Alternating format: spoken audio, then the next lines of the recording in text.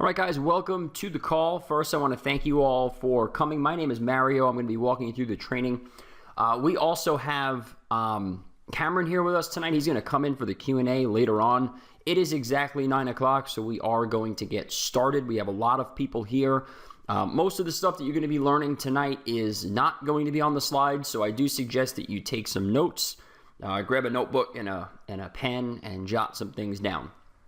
All right, so what we are going to be learning tonight is basically how I built my entire consulting company. I'm going to teach you guys how I quote unquote legally steal the lists of Fortune 500 companies and then in turn flip them over into consulting clients that pay me thousands of dollars a month or more in some cases. What you're going to learn tonight is the greatest foot in the door you will ever see. You're also going to learn how I close up to 75% of the qualified leads that I speak with. We're also going to go over the quick and simple way to outsource the entire sales process. You're only going to speak to people who have already said yes, and that one right there is huge. I don't really know anyone else who really talks about that. We have a great system of hiring people overseas for really, really cheap. We only focus on hiring telemarketers, and we only focus on hiring like one at a time to make sure that they're good.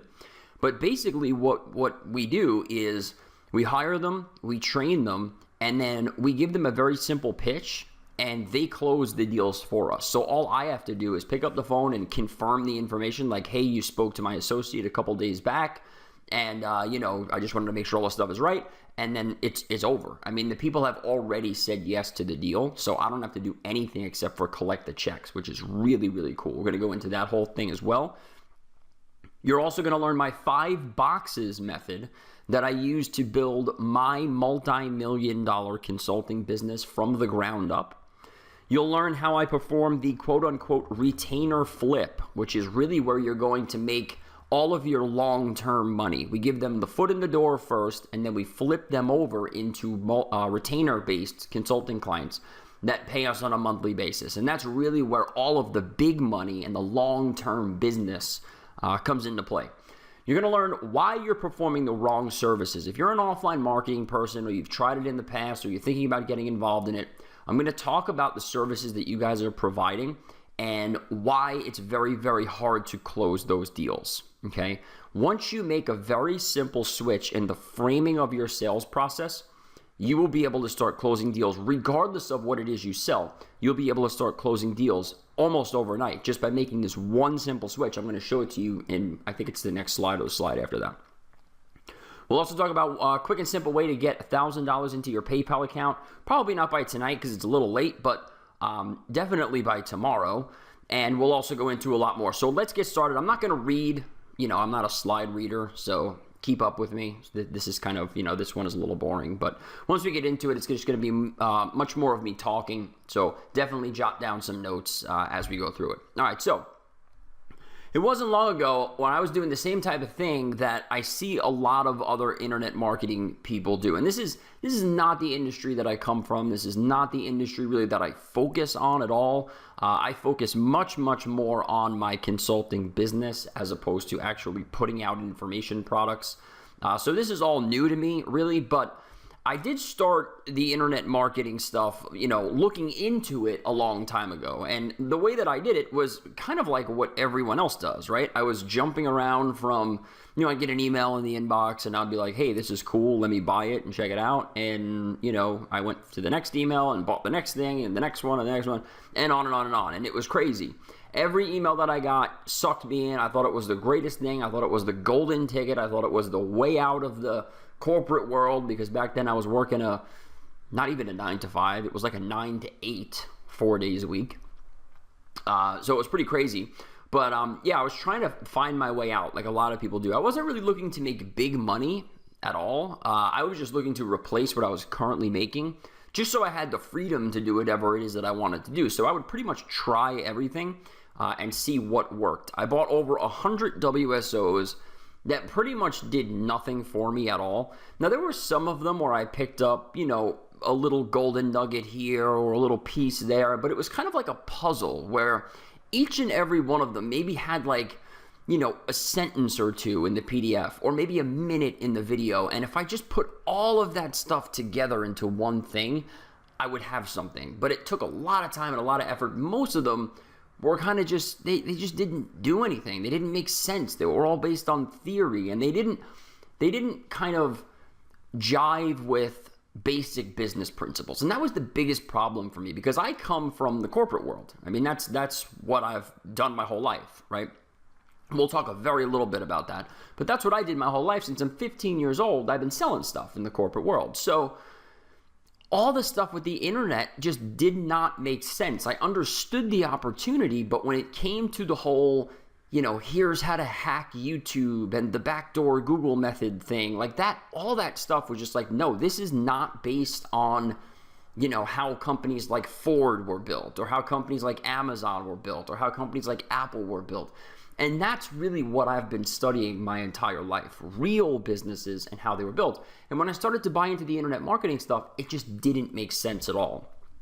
I'd try something for a week and then I'd give it up because it just, for whatever reason, didn't work for me. Even though it was working for other people, and obviously, I guess the product creator had success with it or whatever, or his friends and family and people that he released it to early or whatever it is, it was working for some other people. But for me, it just wouldn't work. And I think a lot of that had to do with my mindset. I am a big mindset guy. We're not going to really go into that here much tonight. But I just think a lot of the stuff that I tried online didn't work for me because I just did not believe in it at all. And the reason why is because it just wasn't sound business practice. Like I said, I studied a lot of the big companies that we know and love today, like Amazon and Zappos and Apple and all those companies. And if you look at the internet marketing stuff, it just doesn't match up to the business principles that companies like that use. When I started to study the sales process as opposed to what was being sold, that's when everything turned around. And I'll tell you a very quick story about when I was really, I was kind of like a nerd when I was younger. Not really, but a little bit, whatever. Some people made fun of me, but not really. I used to hang out a lot at like bookstores. I was very into reading entrepreneurial magazines and books and things like that. So when I was younger, when I was like, 12, 13, 14, 15, like in that range, and even when I got into high school, like a little bit later on, what I would do is I would come home, I would do my homework, and then my mom would take me up to the Borders Books. You guys can look this up too, by the way. The Borders Books in Bohemia, New York, I grew up in a city called Ronkonkoma. It's a town called Ronkonkoma, and right up the road from me, about 10 minutes down from my house, was a Borders Books. Not there anymore, closed down. But she used to drop me off there every single night after I did all of my homework, and I would sit in the back of the Borders Books with a whole bunch of people that came pretty much every night, and I would just read entrepreneurial magazines and entrepreneurial books. And there was a time when I was standing in the business section, and I was looking through all the books, and I was trying to find the one that I wanted to read next or look through next or whatever. And a guy came up to me and he said, and this is like a direct quote from what this person said. It changed my life. He said, "It's not what's in the covers, it's how they got on the shelf." I had no clue what he was talking about then. I thought he was trying to kidnap me, to be honest with you. I didn't know what he was talking about. But years later, when I started to think about it, what he was saying was, if you only study what it is that you're being taught as opposed to how they're marketing to you, you're losing 90% of the message. So that kind of came back to me when I started buying all the internet marketing stuff and the WSOs and everything else. And I started to really look at the sales process as a whole that they were using. I didn't agree with most of it, but I was getting an idea of how they were doing it. So where I am now, like I said, I started to try the online stuff a long, long time ago. I'd buy something, I'd look into it because I knew the internet was a big deal. I wasn't, this may sound crazy, but I wasn't 100% sold that it was here to stay and that it was going to be what it is now, back then in 2000, 2001 and, those years. But I saw an opportunity and I wanted to try and get involved. So I was buying all the training. I was, reading the books and reading the blogs and everything else. I started my marketing and sales consulting agency, which I run now, in 2007. And since that time, we've worked with companies such as Geico Auto Insurance, Hyundai USA, and pretty much all major car brands in the United States: Hyundai, Toyota, Ford, Nissan, Kia, pretty much all of them, all across the United States, different dealerships. Subway restaurants as well. I actually, I didn't make this, I didn't create this, but I helped them perfect it. Hey, you're coming in to buy a sandwich, how about you buy the package instead, like the combo instead. Like I actually go into these restaurants and teach the new people how to do that the right way. It's insane. It sucks, I'm going to be honest with you. But they pay me a lot of money to do it, so what the hell. So yeah, I've worked with companies like that and some others as well, major Wall Street firms and mortgage companies and big banks, Citibank, Bank of America, things like that. But I've also worked with a lot of small businesses as well. And during this time, I haven't done anything with SEO. I don't know anything about it. I don't know anything about YouTube. I don't know anything about rep management, Facebook, building websites or selling websites or flipping websites or anything else that most offline people sell, right? Today, we charge $9,950 per month for our services. Not all of my clients pay that much money because, again, when I first started, I would take everyone that said yes. So they're obviously at a lower rate, and most of them are still with me. We'll go over all that later on. But most of them are still with me, and those people are at a lower rate. But today, we charge $9,950 a month. That just went up. We were charging $9,750 before that, and we got a couple of clients at that. And as our time during the day shrinks, like we have enough clients to fill up a day or whatever, the price goes up because it's supply and demand, right? I only have a certain number of hours that I can work in a day. So in order to get me during those hours, you need to pay more money. I mean, that's just the way it works, right? So that's where we're at now.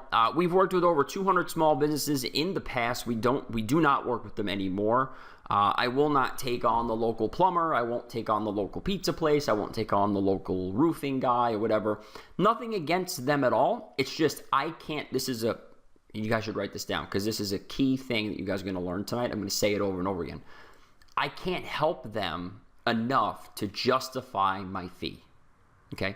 Very important you understand that. I cannot help. My fee is $99.50 a month, right?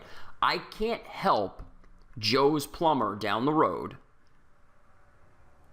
enough to charge $99.50 a month. I can't do it. Now, if you want to come in and charge $1,000 a month, sure, you could definitely help Joe, right? But I can't at my rate, and I am not willing to lower my rate to take that person on because I already have enough clients. I don't need any more. I want more, but I don't need any more. And the only people that I'm going to take on are the ones that I know are willing to pay the money, and I know I could substantially increase their revenue more than what I charge. So if I charge $99.50 a month, I want to make sure that I can at least bring in $40,000 a month for them. If I can't do that, I can't work with them. Okay? So that's where I'm at today. And what we're going to go over tonight is exactly step by step how I did it. And you guys are going to leave tonight with everything that you need in order to replicate the process that I did to build my company. Seriously, I mean, that's not a joke. You guys are going to have, if you sit here, take this seriously, take notes, you're going to have everything you need. You can leave this webinar and start doing this right away with nothing else. Okay? So make sure you pay attention, make sure you stay to the end, and make sure you take notes. Number one, the first thing that you must understand is that you'll never be able to sell SEO, Facebook, YouTube, and rep management or anything else, okay? Now, I know a lot of you are saying, oh, that's crazy because I sell SEO all the time and I sell Facebook. I'm a social media person or whatever.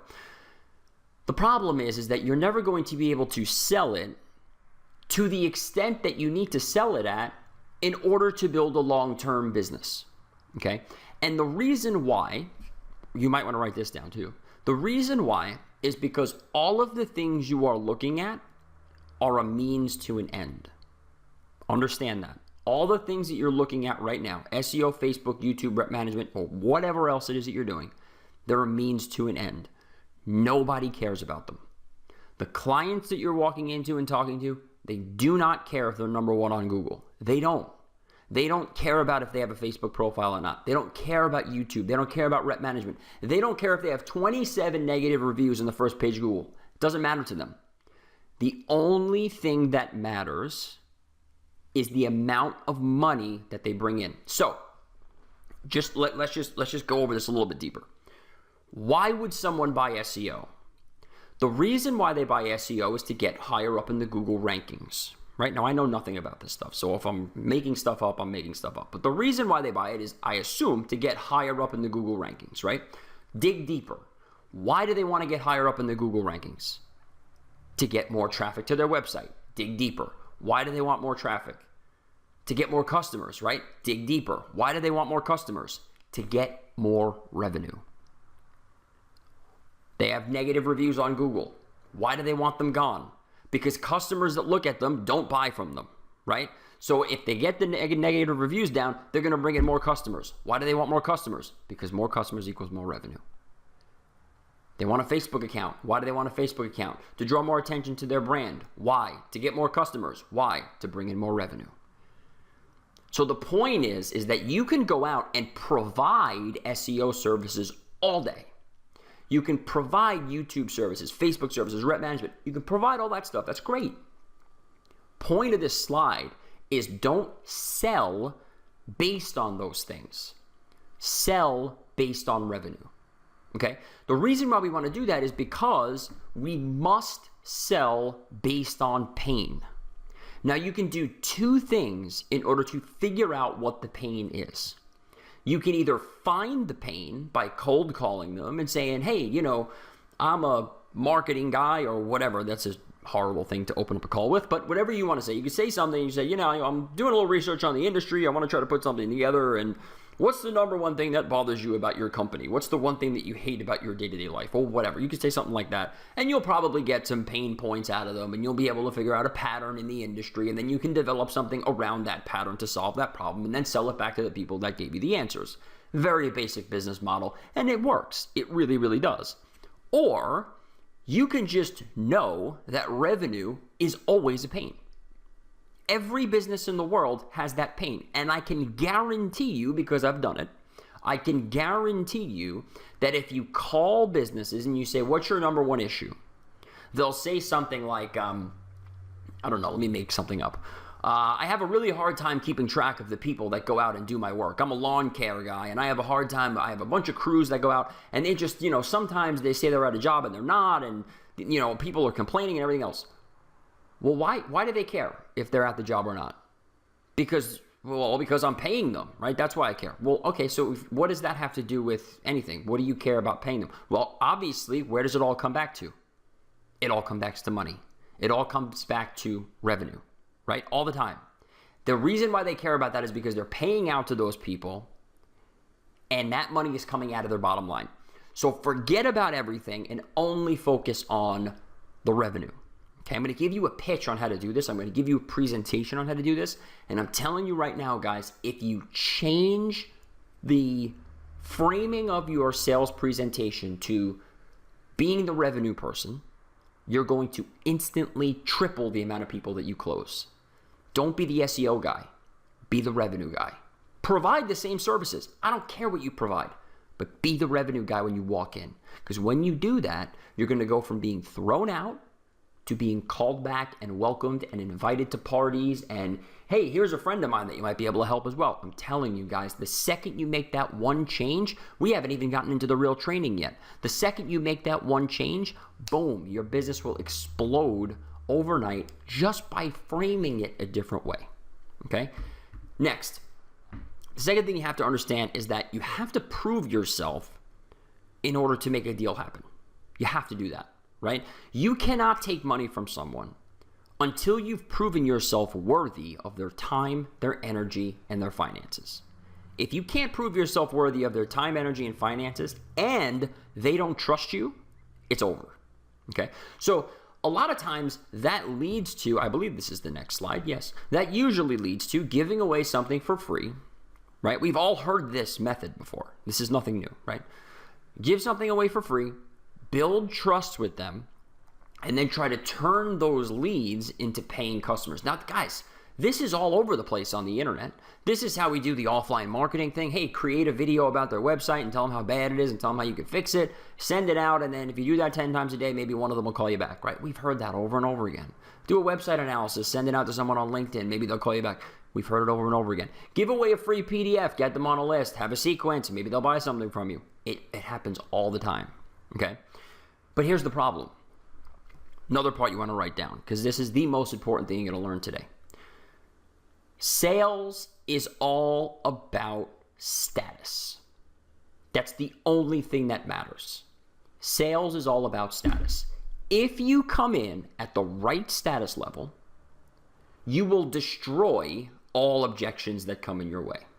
Okay? Now, there's a skill to it. You have to learn how to do that, obviously, right? But if you just understand that sales is all about status and you really internalize that and you really believe it, because it is, think about why someone would give something away for free and think about what that does to the prospect. Everyone's telling you to be the expert, right? Everyone's telling you to be the authority figure. Everyone's telling you to be, the go-to guy in your industry. And then the next thing out of their mouth is, so what you need to do is give something away for free in order to build trust. That's crazy. Think about status. Do you think Mark Zuckerberg gives something away for free in order to bring someone into his company? No. He's an expert. He's the authority. Guess what? He doesn't have time to create an hour-long video about why you should love Facebook or whatever else. He doesn't have the time to do it. You think Bill Gates does it? You think Donald Trump does it? No, they don't. When they approach someone with status and they say, listen, this is who I am, this is what I'm good at, and here's what we're going to do. And they lay it out. And it's a 5-minute phone call, yes or no. And then they battle it out for another 5 minutes, and the deal either happens or it doesn't. And that's how you develop status. It's not by giving away something for free, because what's happening is this.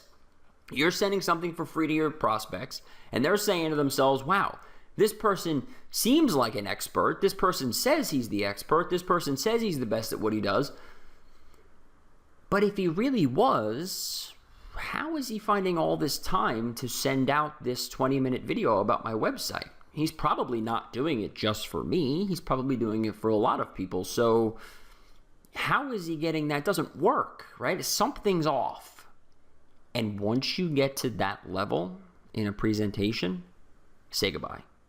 Say goodbye. If there's any doubt in your prospect's mind from the beginning, it's over. Trust has to be built, and it has to be continuously built from the word hello to the word goodbye. And if it's not continuously built from the word hello to the word goodbye, it's done. And this ruins trust. Giving away something for free and then calling yourself an expert ruins trust, because your status level is down to the floor. And when it is, you just cannot close deals that way. Okay? All right, third, this is a quick one.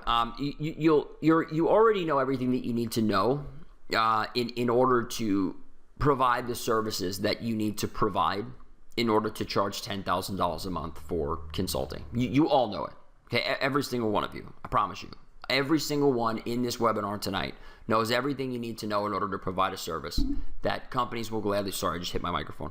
Companies will gladly pay $10,000 a month for, all right? Think about things like opt-in forms, right? Think about things like sales pages, or I mean, we're going to go through everything, but think about something as simple as taking opt-in links. You guys all have that, right? You know what it is, but I believe most of you have it, if not all of you. Think about opt-in links. Do you know how much money a company will pay to have that service put on their website and then have someone who's an expert at internet marketing manage their list and manage their funnel and manage the follow-up sequence? I can tell you they'll pay about 10 grand a month, because I do it every freaking month. That's what they're going to pay. If you guys can all do that, right? This is a sales game, guys. This is not what service can I provide every month in order to justify my fee. No. This is a sales game and an advice game. You give advice and you close deals. That's it. And I'm going to teach you how to do both. All right, so let's get into the meat of the training here. This stuff, you might want to jot some things down, but most of this stuff here is going to be on the slides, so you don't really have to worry about it too much. But make sure you listen and make sure you understand. And remember, ask questions, because after this is over, we're going to take every question that comes in the order that they're received, and I mean every question. If we have to stay here till midnight, we will. Just ask every single question. We will get to them at the end.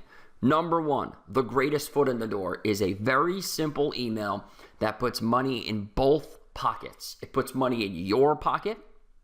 It puts money in the prospect's pocket. The way that we do this is we get somebody else to pay for the service, and here's how it works.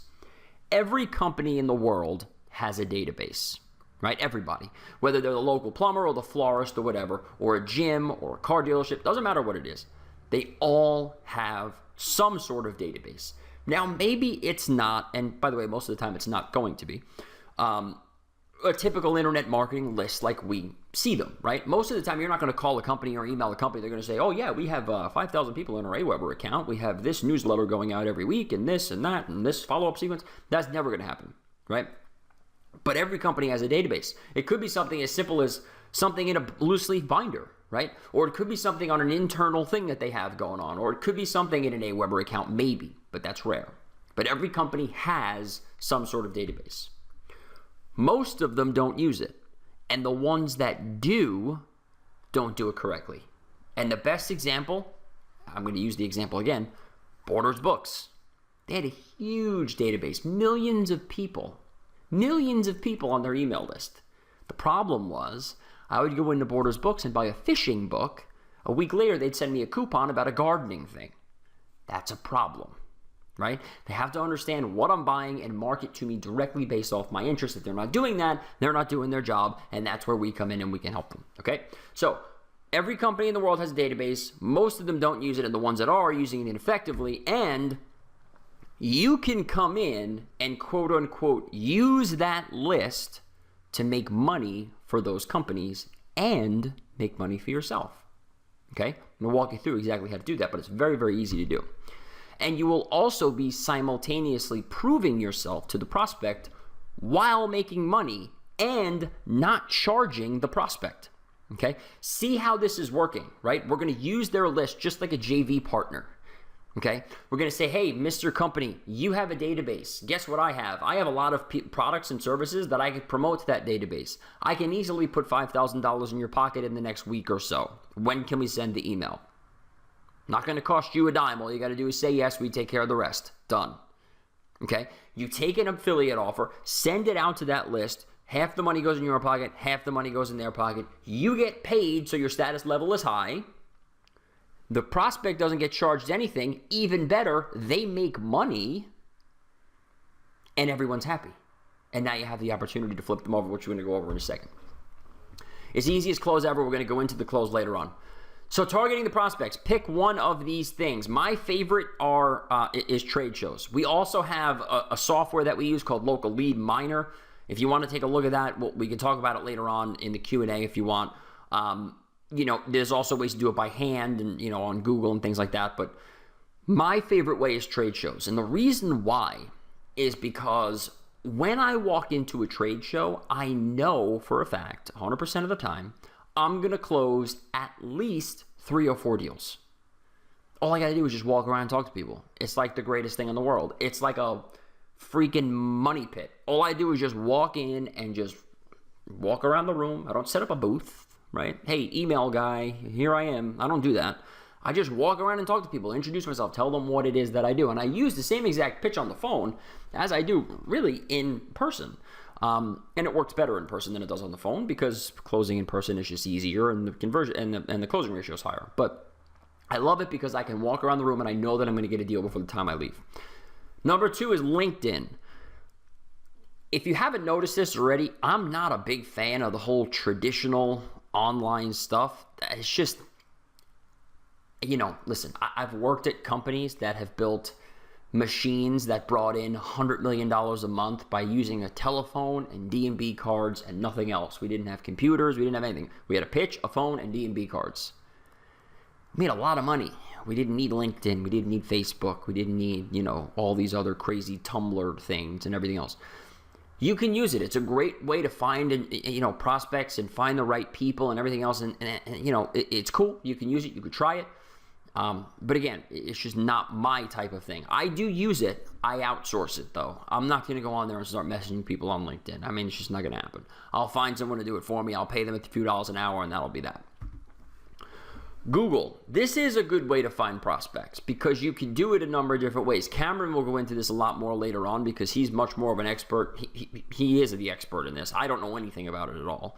But you can target people on Google like based on where they are in the search results, and you can tell kind of like how much they're going to benefit from what you're offering. It's a little bit of a weird thing, but he's the SEO guy. I mean, he's really, really good at it. So he'll go into that later on in the Q&A, but Google's another great way to find people. You can also use Facebook as well. I hate Facebook. It's a waste of time for me, but you can use it if you'd like to. I know a lot of you guys like it, so you can go ahead and use that. But like I said, for me, it's trade shows. I go to every single one in my area. Sometimes I even travel if I think it's really going to be a good one. I'll travel to an area and I'll try to get deals there. Trade shows and, software. That's kind of how we do it. The software we use is Local Lead Miner. It's like $37 to get it, and it's a one-time thing. It doesn't cost anything. And you get all the leads you want forever.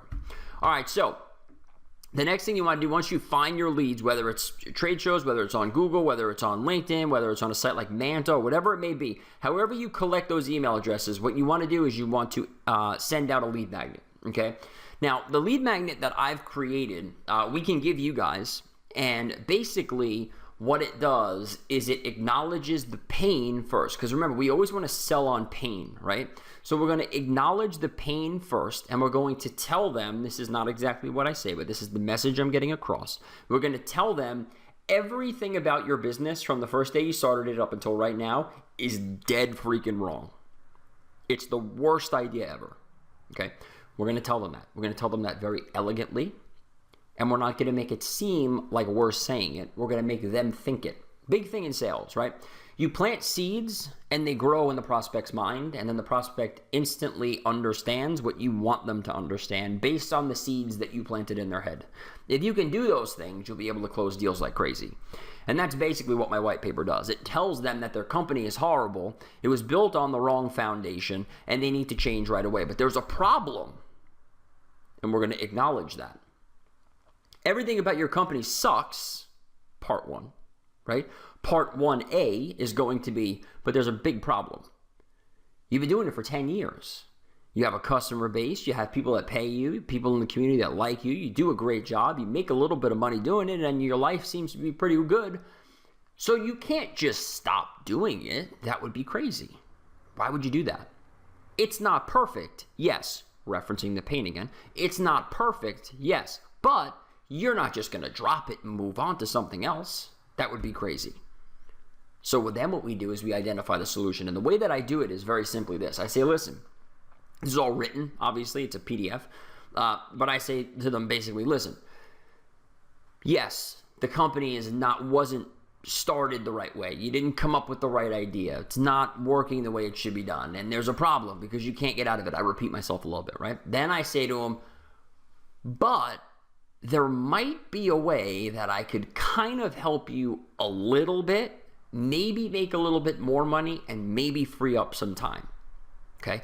You have to notice the difference in framing from what I do to what a lot of other people do, right? A lot of other people do, when they put out a white paper or a marketing piece or an email or whatever it may be, they'll go in and they'll say, they'll write a big red headline, and it'll say, how I can get your company to number one on Google and get you 2,000 visits by next week or something. And then they'll talk about how great the company is and how great the service is and how quickly they can get it done and how much more money the customer is going to make. That's the wrong approach. Because if you do it that way, what ends up happening is their expectations, I'm sorry if you heard my phone just went off, their expectations are so high that you're never going to be able to keep up with them. So you'll notice through this presentation as we go through it, I take my prospects through a massive roller coaster over and over and over again so that I lower their expectations and then I surprise them. And then I lower them and then I surprise them. And that's how you want to keep your clients. That's how you want to do it, okay? So I tell them that there's a problem. I acknowledge the pain. I tell them there's a problem. I identify the solution and I say, listen, I don't really know if it's going to work, but I can tell you this. We can give it a try and it might earn you a little bit more money, and it might free up some of your time. And what I'm willing to do is go over the plan with you and see if you like it, and I'll do it for free. Here's my number, here's my email address, get in contact with me, and we'll schedule a time to talk. Now, what I'm doing is I'm going to give them all the information that they need about the service that I'm going to provide them, which is an email, right? and the money that I'm going to make them with the email, but I'm not really going to go in to I'm not going to go in to close the email deal in the white paper. All I'm going to do is try to get that phone to ring, okay? So you can help them if they want, like I just said, and obviously use the word free because we're not charging them, we're charging their customers, so it is free to them, okay? Next, once you do this, your phone will ring and your inbox will blow up. Now, here is how you handle this call. It's, again, you have to try to, I hate to say this to people, but you have to try to ignore what you've heard just for a little bit. You don't have to do it for the rest of your life. Just for now, just forget about what everybody else told you to do and just try to focus on this one thing and see if it makes sense to you. If it doesn't, you can go back to asking people if they have 5 minutes to talk and you can continue to get hung up on. But if you want to do it this way works, and you can just take it and run with it. So you send out a white paper, someone calls you back, right? What most people will do in that situation, they'll get all excited and they'll answer the phone and the person will say, yeah, I got your white paper and I really liked it. I had a couple questions and I didn't really get this part or that part or whatever. And people will be like, oh, that's great. Yeah, that's awesome. I remember sending it out to you. That's so great. I'm so thankful that you called back. Thank you so much. What are the questions that you have? Maybe I'll help you out with them. Hang up the phone. Like, you might as well just hang up. Don't even hang up the phone. Hang up the phone, uninstall your phone line, and never pick up the phone again. Just stop. Okay? That is not how you do it. All right? The way that you do it is this. The phone rings. It's a person that's calling your white paper. They're calling for your white paper, right? You pick up the phone, and the person says, yeah, hi, this is John. You sent me out a white paper last week. I read through it. It was kind of good. I really liked it. I had a couple quick questions about what you guys have to offer or whatever, and I just wanted to talk to you about it. Completely ignore everything that they said, and you say to them, oh, thanks for calling back. I actually remember sending it out to you. Did you like what you read? Either that, or you say, did you like the white paper? Okay. Now what's going to happen is they're going to repeat themselves. They're going to say, yeah, I liked it, but I had a couple questions. I really didn't understand these things or whatever. And then what you're going to say to them is, that's great. Let me ask you this. If you liked what you read, would you like me to help you completely for free? Again, we're ignoring their questions, right? All we're doing is we're saying, hey, hello, we're answering the phone. Hey, yeah, this is John. I had a white paper that you guys sent me the other day. I really liked it. I had a couple questions. Didn't really understand a couple things. Awesome. Did you like what you read, John? Yeah, I really, really liked it. It was really good. I thought it was really helpful. That's awesome. Let me ask you this. Would you like me to help you with some of that stuff completely for free? Well, yeah, sure. Why not? So now what we do is we schedule the email. Okay, so I'm going to help you for free. So the first thing that we're going to do is we're going to send an email to your database. Get them kind of engaged in your company and start putting money back in your company right away. All we focus on here is increasing your revenue. That's it. That's the bottom line. That's all we care about. So what we want to do is we want to pump money into your company as quickly as possible. So what we're going to do is we're going to schedule an email for next Wednesday. It'll go out about 9 o'clock. You don't have to worry about anything. We'll take care of everything for you. It's not going to cost you a dime. We'll do it completely for free. And then once we get that revenue put into your company, then we'll move on some other things. The deal's over. It's done. It's closed. The deal is closed. You schedule the email and you move on. I don't want to go too deep into this, but I want to touch on it a little bit because it's a big mistake a lot of people make. If you go in like everybody else does and you say, oh, wow, it's a white paper call. Oh, my God, this is so exciting. This is the greatest thing. This actually works. Hello, how can I help you? And the person says, yeah, I got your white paper. I really liked it, but I had a couple questions. Oh, that's so awesome. I remember about all that stuff. I remember sending it out to you. Thank you so much for calling me back. What are your questions? Maybe I can help you. Well, I don't really understand what you mean by box number 4. Can you explain it to me? Well, sure. Box number 4 is this, and this is what we do. Okay, well, I don't really know if that's going to work with my company, so maybe we'll just think about it and we'll call you back in a couple days. You just lost the deal. So don't even do it. Just freaking ignore the guy. Just don't even pay attention to him. Ignore him and just get the deal done. Just get a yes. Okay? So that's how you schedule the email. Finding the match. This is actually part of the pitch. It could be anything. It could be a DVD. It could be a physical product. Who knows? Something that they'll love. You guys will learn that pitch later on, but that's actually part of the pitch that we use to close these deals when we're having people out actually call people, the people overseas. It could be anything. It could be ClickBank product, could be an Amazon product, could be Authors, which is my favorite. Actually, it's not my favorite, but it's my second favorite. And the reason why is because I can find an author that writes on any topic. Like I can always find a self-published author that writes on anything, so I can find a match very easily. My favorite is offline to offline deals. And the reason why is because I can close 2 deals at once. I'll give you a very quick example. If I have a business attorney that has maybe 2,000 people on his list, right? I'll go to that business attorney. I'll say, hey, listen, we're going to send an email out, whatever, do the whole thing with them. And they'll be like, yeah, cool, fine. And then what I'll do is I'll find a business accountant, a small business accountant, and I'll say, hey, business accountant, listen, I have this list of 2,000 people that are working with this business attorney. We're going to use your service, and we're going to promote your service to those people. All we want is like 20% of the business that comes in from our email. Cool? Awesome. Then what I do is I set that up, and I mail it out. Then I go back to the accountant, and I say, hey, accountant, guess what? Remember the business attorney? He sent you all those customers? Awesome, right? So what we're going to do is we're going to take your list now and send out his services to your people. And he's going to pay us 20% for everything that comes in. Awesome, cool. So now what I did was I picked up 2 clients at once. That's why I like it. The problem is, though, it's a little bit more in depth, right? There's contracts that could come into play sometimes, not all the time, but sometimes there are. Legal issues with privacy stuff that, it gets a little hairy every once in a while. But it is where you make the most money out of all 4 options. And you do close 2 deals at once, which is why the hell wouldn't you if you could, right? But to get started, I suggest a very simple ClickBank offer for your first 2 or 3 email deals.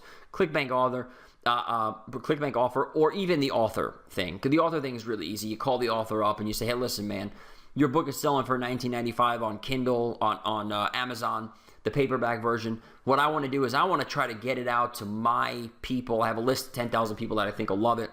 I want to try to get it out to them for like 14 or 15 bucks. Leave some room in for me. What can you do for me? And then that person, listen, they're not going to screw you over. You just talk to the person, right?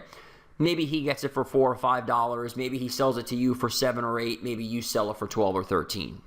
Whatever, just make it fair for everybody. You split it with the business owner and you're good to go. That's why I like it, because there's a lot of profit built in, and because I could find a book on literally any topic in the world. And there's also JVZoo as well. I don't really even know what that is, but you can look at them if you'd like to. Okay, so writing the copy for the email. This is the email going out to the people that you're sending to. So this is the email for the list that your prospect has, right? You don't want to get all professional copywriter with this email. It's very, very simple. What you want to do is you want to write a quick email that's personal to the person, and you want to send it like you're sending a friend an email. So an example that I always use, and this is kind of the exact word-for-word email that I send, is, hey, comma, I saw this thing.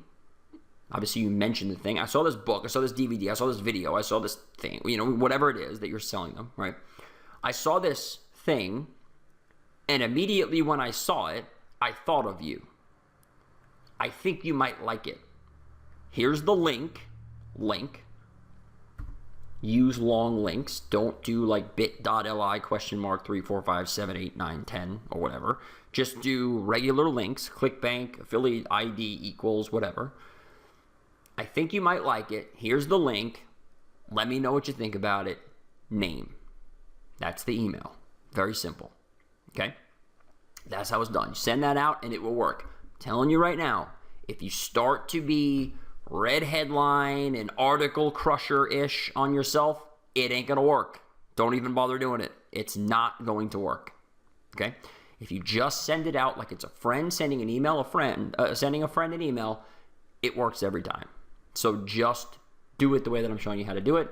I've been doing it for 7 years. It works perfectly this way. Just do it that way. Okay?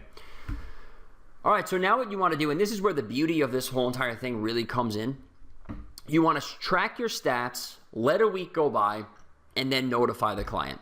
And here's how you're going to do it. We're going to close them. After we notify them, we're going to close them with what we call the retainer flip. And here's the pitch that we're going to use. And call the person up, okay? And we're going to say to them, John, yes, hi, this is Mario from, we sent an email out a couple weeks ago. Yeah, awesome, wonderful, okay. We just made $10,000 in revenue, and obviously we have an introduction before we do this, right? But this is the meat of the pitch. We just made $10,000 in revenue in the past week from that one email that we sent out. And that was just one email, John. Now, if you want my help, I can do that and quite a lot more if you want to continue. Very simple. Okay, that's how you do it. Now, obviously, the number is going to change, right? It could be a $5,000 email. It could be a $50,000 email. Who the hell knows? But for this example, we'll use $10,000 in revenue. I'll just go through one more time. John, we just made $10,000 in revenue in the past week from that one email. And that was just one email. Now, if you'd like my help, I can do that and quite a lot more if you want to continue. Who's going to say no? Like, honestly. Think about that honestly without the internet marketing glasses on. If you just call a business owner and you just put 10 grand in his pocket and you say to him, you want to do that again? Is he going to hang up on you? Is there going to be any, there isn't any resistance. If you're thinking there is, you're wrong. There isn't any resistance ever. They all say yes, okay? To that question. That's not a closed deal, but they all say yes to that opening line. The next thing you want to do is explain the 5 boxes to them. We're going to go over that in a second. That's really, really quick, so you don't have to worry about that too much. Your rate is going to be half of what the email brought in. I'm going to explain that later on. Just don't worry about that for now. And then you're going to proceed to the close and take the payment. Okay, so here are the 5 boxes, and this is how I built my entire consulting practice from the ground up. Okay, and it's also the services that I provide my clients, which is really cool because I use exactly what I use to build my company. I use that in all my clients' businesses as well, so it's great. Box number 1 is the lead magnet. This is where we used to use regular squeeze pages or like a pop-up box or whatever. We're 100% in on opt-in links though. I mean, that thing works like crazy. Our conversion rates for all of our clients are going through the roof by just using that one simple tool. And that's what I suggest you use for your lead magnet. It's the same thing as giving away something for free in the internet marketing space. There's no difference whatsoever. Obviously, we're going to make sure that the giveaway actually provides value, number 1, and subliminally sells the audience. We'll teach you guys how to do all that stuff. It's not as hard as you think. It's actually probably the opposite of what you're thinking it is. We don't sell by saying we're the greatest company in the world. We sell by telling people, I'll give you an example. Like if I'm doing a lead magnet for a lawyer, I'm not going to say, let's say the title of the lead magnet is the top 5 things you must know before hiring a personal injury attorney, right? I'm not going to say, we're the greatest, number 1, we're the greatest personal injury law firm in the world because we give you case results the second you walk in the door. You're going to know exactly what our winning record is and all this other stuff, right? You don't say that because remember, if you can plant the seed in the prospect's head and let it grow in their head and let them think of it on their own, it's much more powerful than you putting it right out there, right? So instead of saying that, what we say is step number 1, make sure firms give you past results. So make sure you could see the winning percentage of their past cases. If a firm does not give you the winning percentage of their past cases, you need to walk out right away. That's not a firm you want to work with. You want to make sure that every firm you speak to gives you the percentages of their cases that they take on that win. If they're not giving you that, you need to leave. Now, think about the difference between the two of those. If I come out and I say, we do this, we're the best, we do this, we're awesome, that turns them off. But if I say, listen, if a company doesn't give you those things, you need to leave. The prospect is thinking, well, they didn't say that they do that, but they have to be complete morons if they don't, because they're telling me to not work with anyone who does it. So obviously they got to do it, right? So that's how we subliminally sell them, by planting a seed in their head, letting it grow and letting them think of it themselves, and then having that, that process work, okay? Box number 2 is a segmentation sale. Very similar to a one-time offer in the internet marketing space, but there are a lot of differences, okay? Let me try to say this without insulting anyone. I always insult people when I do these things, but whatever. It is what it is. I just try to tell the truth, and I don't really like to sugarcoat things. But there are people out there, and you look on ClickBank or wherever, and you'll see them. They'll have a one-time offer set up where it's like 27 ebooks in a line, that all sold in 2003, and they'll say value $49 crossed out, value $97 crossed out, value $27 crossed, and then they'll have a big number at the bottom, $1,900 crossed out, and then they'll have a buy button for $7. That's not a segmentation sale. That's not a one-time offer. That's garbage, right? That's not what we do at all in box number 2. What we do in box number 2 is right after they have opted in using opt-in links, they got the thing that we were giving them, right? We then take them to a page, and we'll use the lawyer thing as an example. We bring them to a page that says, hey, look, we understand that most legal firms out there offer a free consultation. But what you might not know is that if you don't actually pay an attorney to sit with them, they legally do not have to give you legal advice. Okay, we're setting it up now. Then we say to them, our rate here at the Johnson Law Firm, or whatever, our rate here is $450 an hour for legal advice. But what we want to do for you is give you 1 hour of legal advice, not a consultation. We want to actually take you in and work on your case with you for 1 hour, not for $450. We want to do it for $5. If you want to do that, if you want to get 1 hour of legal counsel for $5 and let us work on your case with you so that you know exactly what to expect, you know exactly what the outcome is going to be, you know exactly what people can do for you, you know everything you need to know to move forward. If you want to do that, click the button below. It's going to lead you to a form. You fill that form out. It's going to give you a time where you can come in, or we can schedule a time with you. You come in, you sit down with one of our attorneys, and we'll hash it out with you. Okay?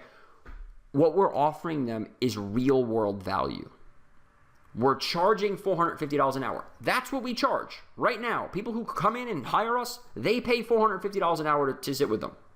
You're getting the same hour for $5. Normally, we charge $450. Every other client pays $450. You're getting it for $5. That's a segmentation sale. It's an unbelievably ridiculous offer that nobody in the world can say no to. All right? Now, if you think about this from we're using a legal example, right? And I could go through hundreds of examples with you guys. It's all the same thing. It doesn't really matter what it is that you're selling. The process is the same.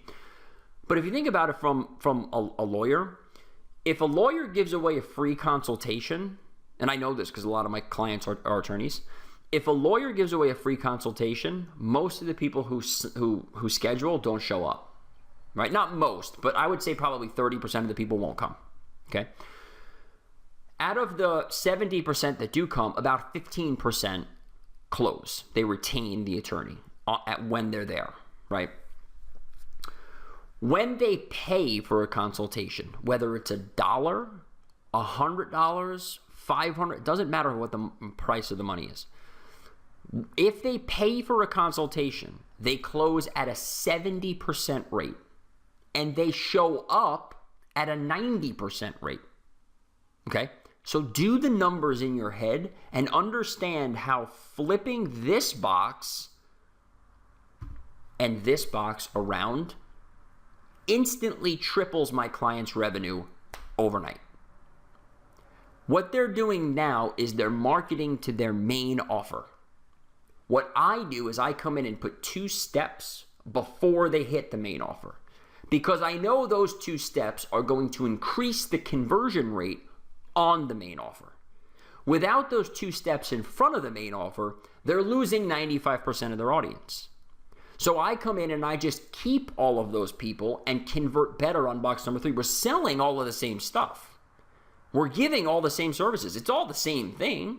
The consultation is still being given. We're just structuring it differently and putting it in a different place. Putting it in a different part of the funnel, okay? After box number 3, which is the main offer, comes the profit, which is usually where a lot of my clients will make all of their money. I always like to tie the profit in with customer retention because I always like to either offer a continuity program or some sort of referral program, depending on the client or the company. I mean, I work with a chain of pizza stores down in the southwest corner of the United States. They have stores all over the southwest, and they're growing, they're franchising and everything else. With them, I have a very simple monthly plan where if you pay $20 a month, it's like $19.95 or something. If you pay $19.95 a month, you get a certain number of pizza pies, certain number of drinks, and whatever, right? That's all they market to. That's where they make all of their money. They don't want people coming in and buying a slice of pizza, right? They don't want people just coming in and buying the slice. They're going to lose money on the slice.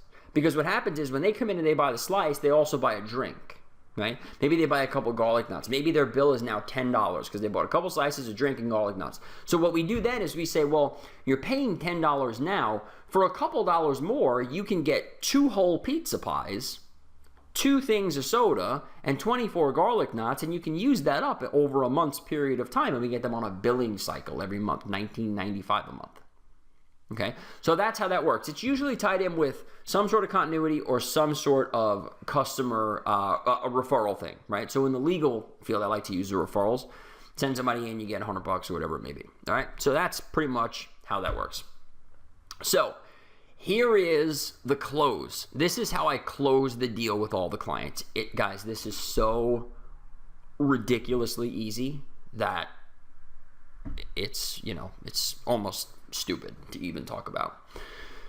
Here's basically how the close works. Okay, so you open up the call, and actually, you know what? I'm going to give you the opening of the call so that you guys understand it, because I want to talk a little bit about that roller coaster and sales psychology and how I actually walk them through it.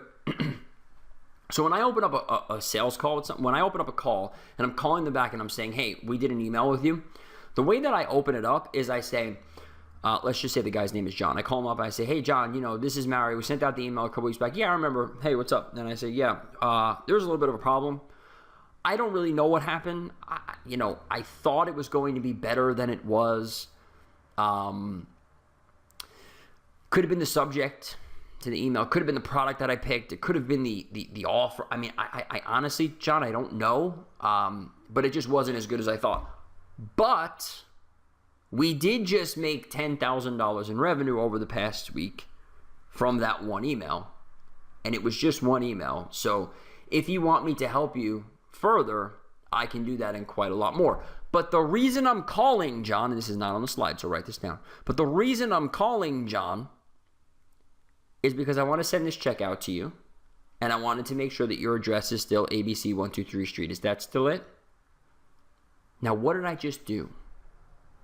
What I did was, see, every other person, when they call like that, they're going to say to themselves, holy crap, I made this guy $10,000. This actually works. I can't believe it. I got to call him. Call him up. John, you're never going to believe it. I can't believe it. We sent out one email, 10 grand. It's the greatest thing in the world. Credibility shot. It's over. It's done, right? First of all, you sound like an idiot. No offense, but you just do. Second of all, your expectations will never be able to be met. Their expectations will never be able to be met, okay? Third of all, you're not bringing him through the emotional roller coaster that you need to in order to close the deal, okay? So what I do is I depress the crap out of them.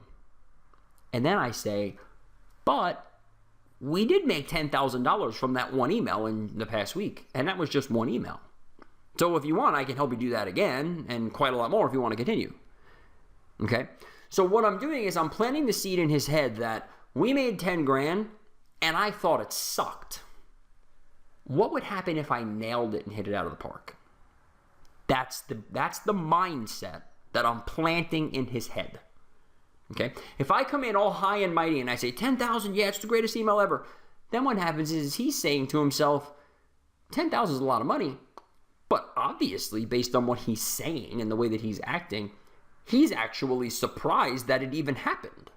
I don't want to work with that person. What I'm doing is I'm using it's the same amount of money. What I'm doing is I'm using psychology to tell him it's not what I thought. It's not as good as I thought it was. I'm getting him to think, holy crap, he blew up my whole company. All of my customers hate me. He made $200 if that. And then I'm coming back and I'm saying, but we did just make $10,000 in revenue in the past week from that one email, and it was only one. Now, I could help you if you want, and I could do a lot more than that if you want to continue. All right? There are some times where I'll throw in some, crazy little funny sales lines like, John, listen, it wasn't a home run, but at least it was a double. Something stupid like that, and that usually makes them laugh, but I do that after I tell them they made money. I won't say that right up front because that'll piss them off. So you give them the money figure, you depress them, you give them the money figure, you bring them back up, and then you say, yeah, I want to send you out the check. I just want to confirm your address is still ABC 123, right? Okay, awesome. Then I say to them, here are the 5 boxes that we can continue on doing with. Box 1, 2, 3, 4, 5. Then what I do is I say, the rate, now listen to the way that I do this. Please just listen to the words that come out of my mouth. When I talk like I'm on the phone, it's exactly as if I was on the phone with someone. If I stutter, if I stop, if I pause, if I flub my words, it's all done purposely. Okay? So understand that when I am in pitch mode, it's exactly as it would be on the telephone. What I do is I tell them, listen, John, explain the 5 boxes. Listen, John, my rate for consulting is $5,000 a month. And we can get started doing that today. But I don't want any money from you. I don't want any money from you now. That's not what I want, okay? Like I said, the reason for this call was to send you out the check. I want to pay you on the email that we had and get that all set up. So what I'm going to do, listen, people, listen to this. What I'm going to do is I'm going to send you out a check for $5,000. You said your address is ABC 123, right? That's the right address? Yeah, that's the right address. Okay, so what I'm going to do is I'm going to send out a check for $5,000. It's going to be in the mail today. You probably get it in 2 or 3 days. What I'm going to do then is I'm going to get my entire team on your company. We're going to start doing everything we just talked about. And what I want to do is I want to talk to you. Let's see, today's Wednesday. So I want to talk to you actually today's Thursday. So I want to talk to you next Thursday. And by the time next Thursday comes, what I want from you is the exact size of your email list, all the emails that you sent in the past 6 months, and something else that I will make up later on after I know a little bit more about you. I want 3 things from you so that you have something to do over the week. And then what I want to do is I want to talk to you next Thursday.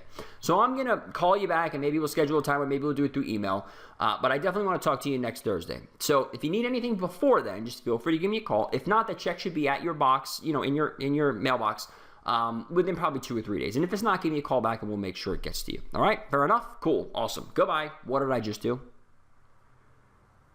I cut the money in half, put $5,000 in my pocket, closed the deal, and now I have a consulting client that's going to pay me every month because now I have another month to prove myself, right? I cut the rate in half. Whatever I made in the email, cut it in half. I gave him the money to pay me back. I took the number one objection that he's going to have, which is like, oh, 10 grand a month. I don't have that kind of money. 5,000 a month. That's insane. I don't have that money. Took that right out of the equation. Now it's all about trust, right? Because the only 2 objections that somebody can have in a sales process, if they're a qualified prospect, the only 2 objections they can have is trust and money. That's it. There's no other objection. It's trust or money. They use other words. I got to talk to my partner. I got to talk to my wife. My house is burning down, whatever it may be. Trust, money. We took them both out. They have the money. We've given it to them. They trust us. We just put money in their pocket. Well, I don't know. I don't trust you. I don't know who you are. John, we've known each other for 10 days. I put $10,000 in your pocket. Do you need to know more? Because if you want, we can go on for an hour and a half. I'll tell you everything you want to know. But all you really need to know, John, is that in the last 10 days, we've known each other. You're $10,000 richer than you were. That's all you need to know. Okay? Done. That's it. So that's how you close the deal. Guys, it is so freaking stupid easy that it's not even worth talking about, really. It's all common sense. It's all common sense, right? And that's why 80% of the people who book emails with me end up becoming retainer-based consulting clients. And the fact of the matter is this, guys. I can close 100% of them. I can close every one. But here's the thing. There are a lot of people that I do emails with that I don't want to work with on a consulting level. I just don't want to work with them, all right? So what I do is I just filter those people out. Just filter them out. If I don't want to work with them, I just say, okay, yeah, no problem. I'll send you a check for $5,000, $10,000, $20,000, whatever it is. And I'll call you back in a month. If you want to do it again, we do it again then. And I just call them back a month later and I say, hey, you want to send another email? We did 20 grand last time. That's it. Very simple. I can make just as much money sending out emails if I wanted to, right? It's not as stable though. Okay, so like I said before, they're using half of the money that you just made them to pay you. So what you're doing is basically making it free for them. And it's not necessarily free, but you're taking out the number one objection that they have, which is money. And you're also taking out the number 2 objection, which is trust. Because you've already proven yourself beyond the shadow of a doubt. More than a website review video, more than a website analysis thing. You've actually put money in their pocket.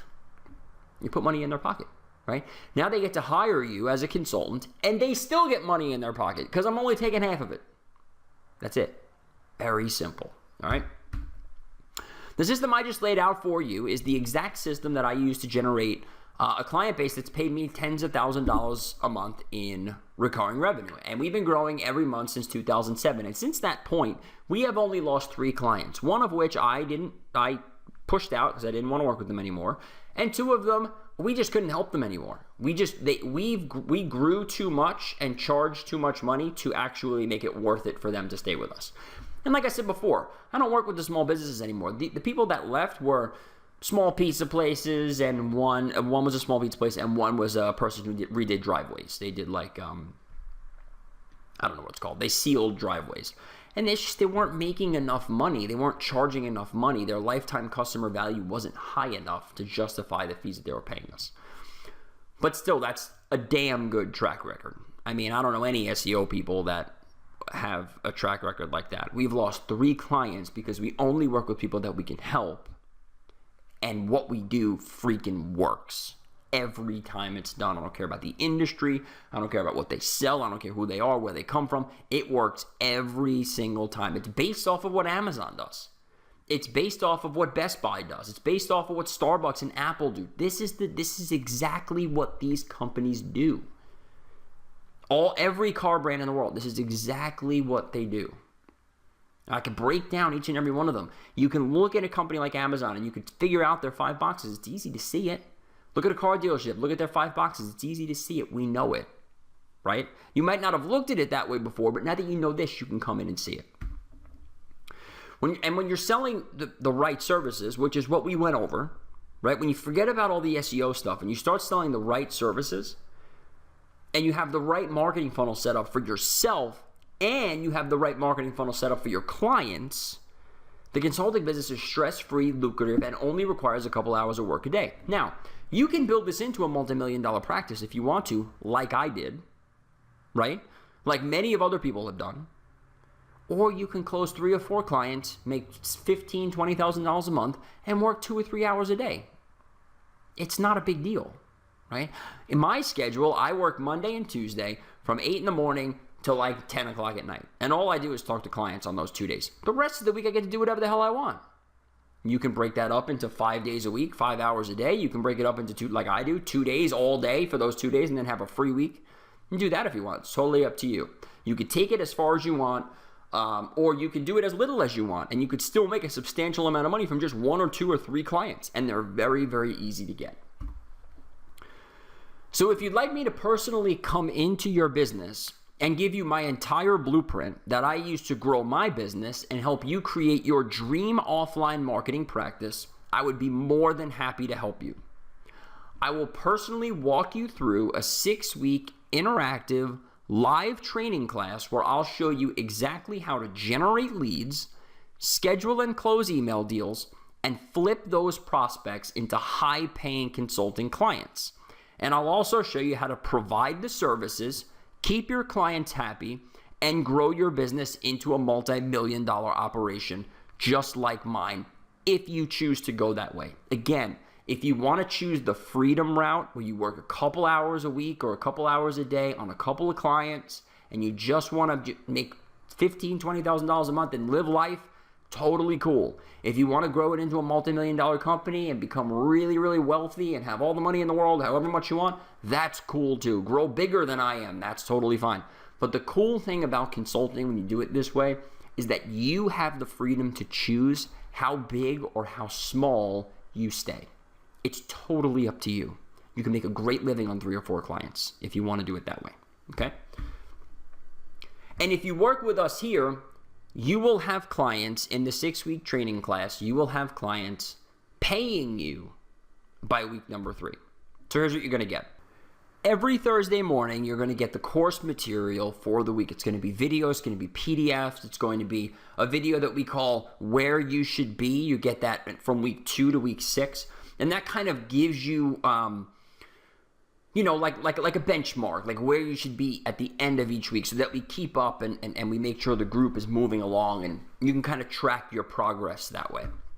Then what's going to happen is we're going to talk live on a webinar just like this one every single Wednesday, and you're going to be able to ask every single question that you have, and we're going to answer it live on the call. There are times where we'll open up your microphone if you have maybe an objection that you can't overcome through an email or on the telephone. Someone called you up from a white paper and they said something that you didn't know how to get over or whatever. I'll open up your microphone and we'll battle it out together in front of the class so that you can hear live how I will answer that objection and overcome it and get the deal from that person. We do that a lot, and we love doing that. So definitely on the Wednesday calls, you have to bring your questions, you have to bring your problems, and bring your successes as well so that we can share them with everybody. So week number 1, you're going to have a brief overview of the model that we use. We call it the local list machine model and the retainer flip. Okay, there's one video. I believe there's a PDF as well. There's a video, an MP3, and a PDF. You're going to get the video, and that's going to give you all that you need to know, just a basic overview of the process, right? We'll also identify what types of businesses you should be targeting and how to set your criteria. This is not a niche-based business. This is a money-based business, and that's what we mean by criteria. I don't care if they sell toilets or if they sell homes or if they sell legal services or if they're doctors. Doesn't matter. If they sell to a human being, I can work with them. It's just a matter of how much money they make, because I need to be able to justify my fees, right? They have to be big enough for me to work with them. But if you're charging $1,000 a month, $2,000 a month, you can work with anybody. It doesn't make a difference. And we'll show you how to do all that stuff. You're also going to have, before I go on to week 2, you'll also have a calculator in there. It's like this big crazy thing that Cameron made in Excel that will show you exactly how much money you need to charge based on what you need to have every month. So if your monthly bills total, let's say $5,000, right, which might be a little low, might be a little high, I don't know, depending on you. $5,000 a month for rent or mortgage and food and everything else, maybe $7,000, whatever it is. We'll take all those figures and we'll tell you exactly how much you need to charge each one of your consulting clients in order to make whatever it is that you need to make. Okay, it's really cool, and you can play with it and mess around with it. Week number 2, we will go over in depth each and every prospect method that I use, and you're also going to learn how to handle incoming calls and incoming emails.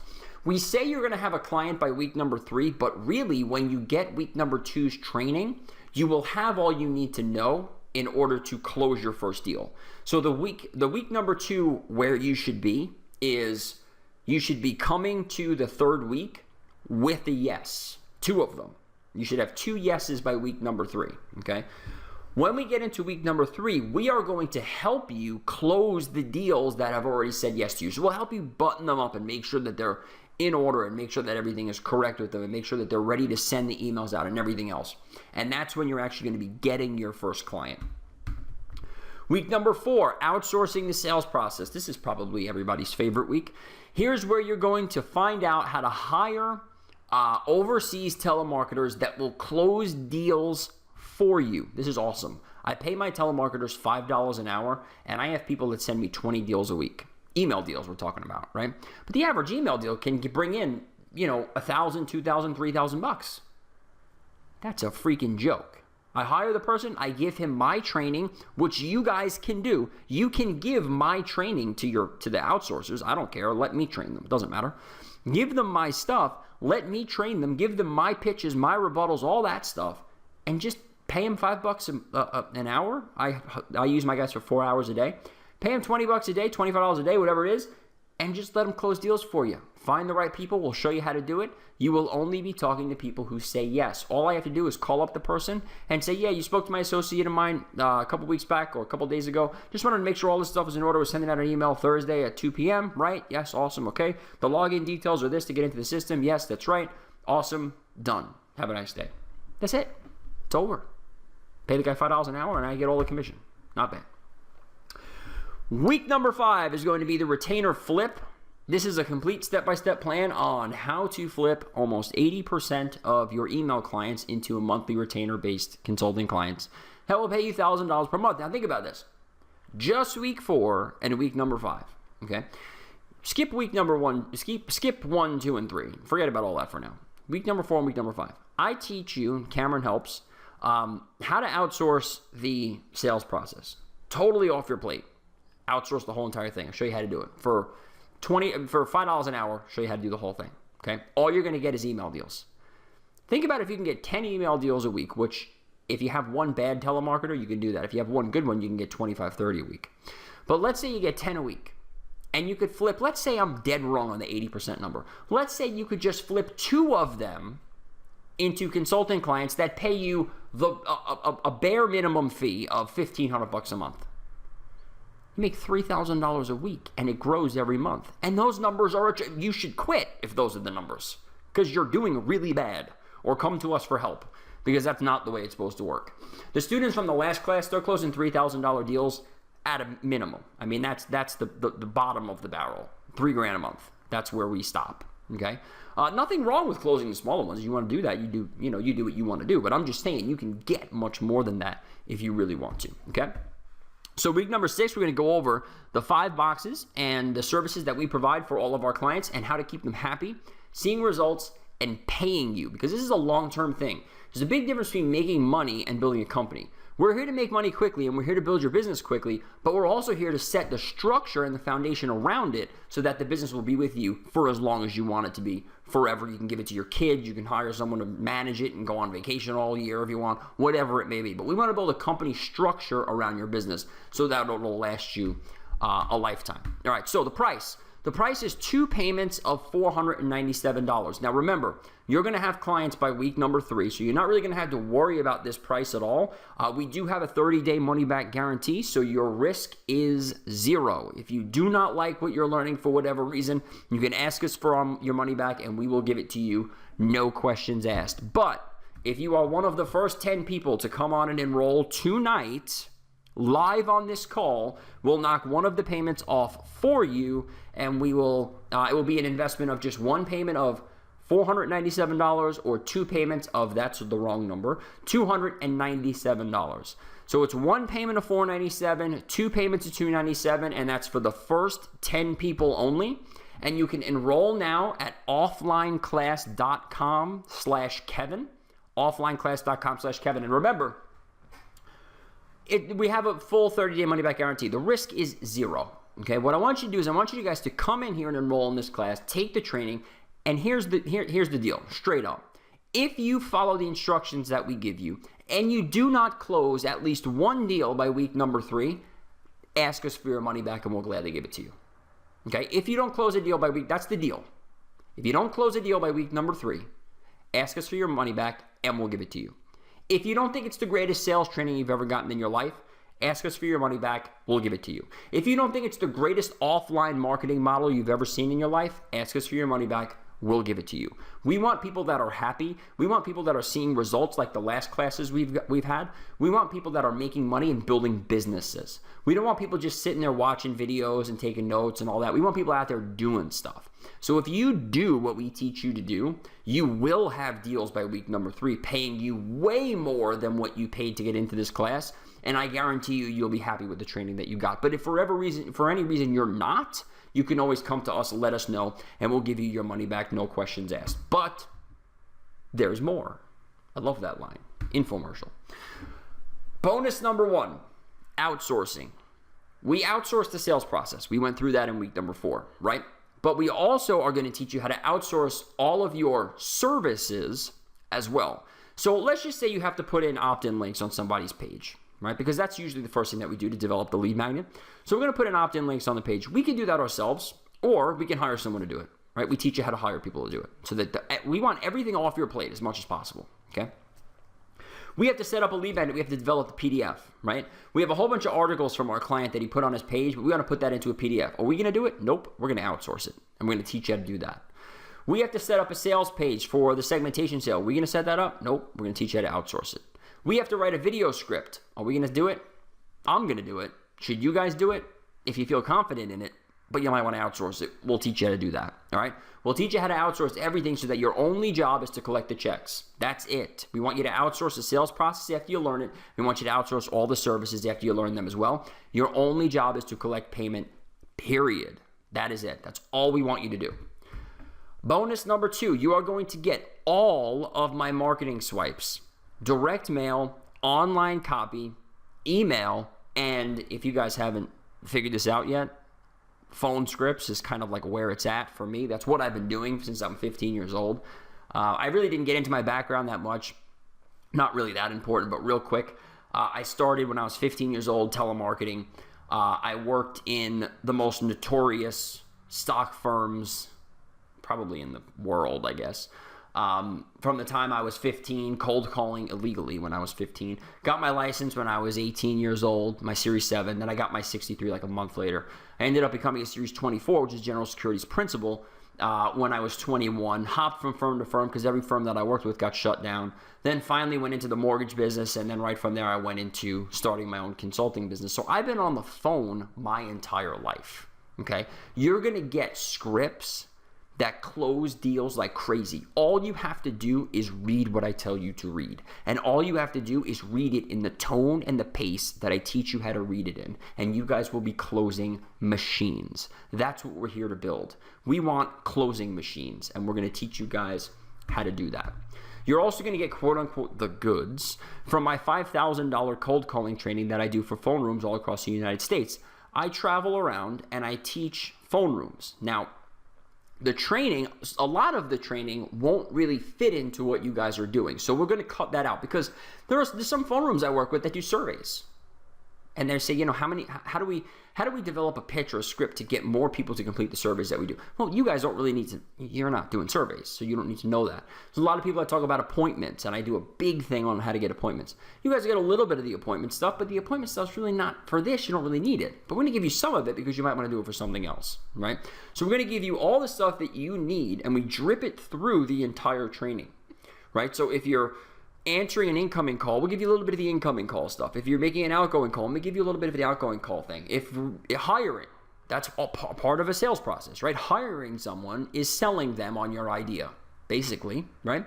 So we're going to teach you how to do that. We're going to show you how to do all that stuff. So you guys are going to get the best phone training that you can possibly get, and I promise you, I will never tell you to ask someone for 5 minutes of their time. I'll never tell you to thank someone for picking up the phone and giving them the time. I'll never say, tell them that you know that they're busy and you're only going to take up a couple minutes and thank them for their generosity and listening to you, and let's form a verbal contract up front. That's garbage, guys. If you do that in the real world, you will be fired in minutes. And if it doesn't work in the real world, it's not going to work here, because we are in the real world. People think that the internet is some magical, mystical thing. It's not. What works offline works online, right? We just think differently if you're an internet marketing type person. So you guys are going to get all that stuff as well. And the unbelievable ridiculous bonus, because I couldn't come up with a better name for it, is we will actually come in and close deals for you. We've done this with all the other classes that we've run so far, and it worked out really, really well. A person in the class will come to us with a prospect that they have, right? And the prospect will say to them, yeah, the email went well, but I'm not sure about the consulting thing because I don't know if I really need it. And that person can't overcome that objection. We will get on the phone with you, with your client, and close the deal for you, okay? We won't take money for it. We don't want anything. It's your client. It's your deal. You take the money. You take all the client. It's your person, right? But we just come in and help you close the deal. That's unbelievable, okay? You have one of the best SEO people in Cameron around to help you close the deals. And you have, I don't want to brag, but you have one of the most productive phone sales people on the phone with you helping you close the deals as well. So it's a win-win situation for everybody, and we're not going to take the money from you. It's your money, it's your client, it's your deal. We are just here to help. So when does the class start? It starts now. The second you get off this webinar, it's open. The class is open, and you can take the information and start running with it instantly. You will have instant access to week number 1 and week number 2 inside of training, inside of the our Kajabi membership site. And you'll also have access to a few unannounced bonuses. Mysterious. But they're pretty cool. One of them, they're not really unannounced because I think I mentioned them already. One of them is the calculator, which is really awesome, and I have a video that trains you how to do that.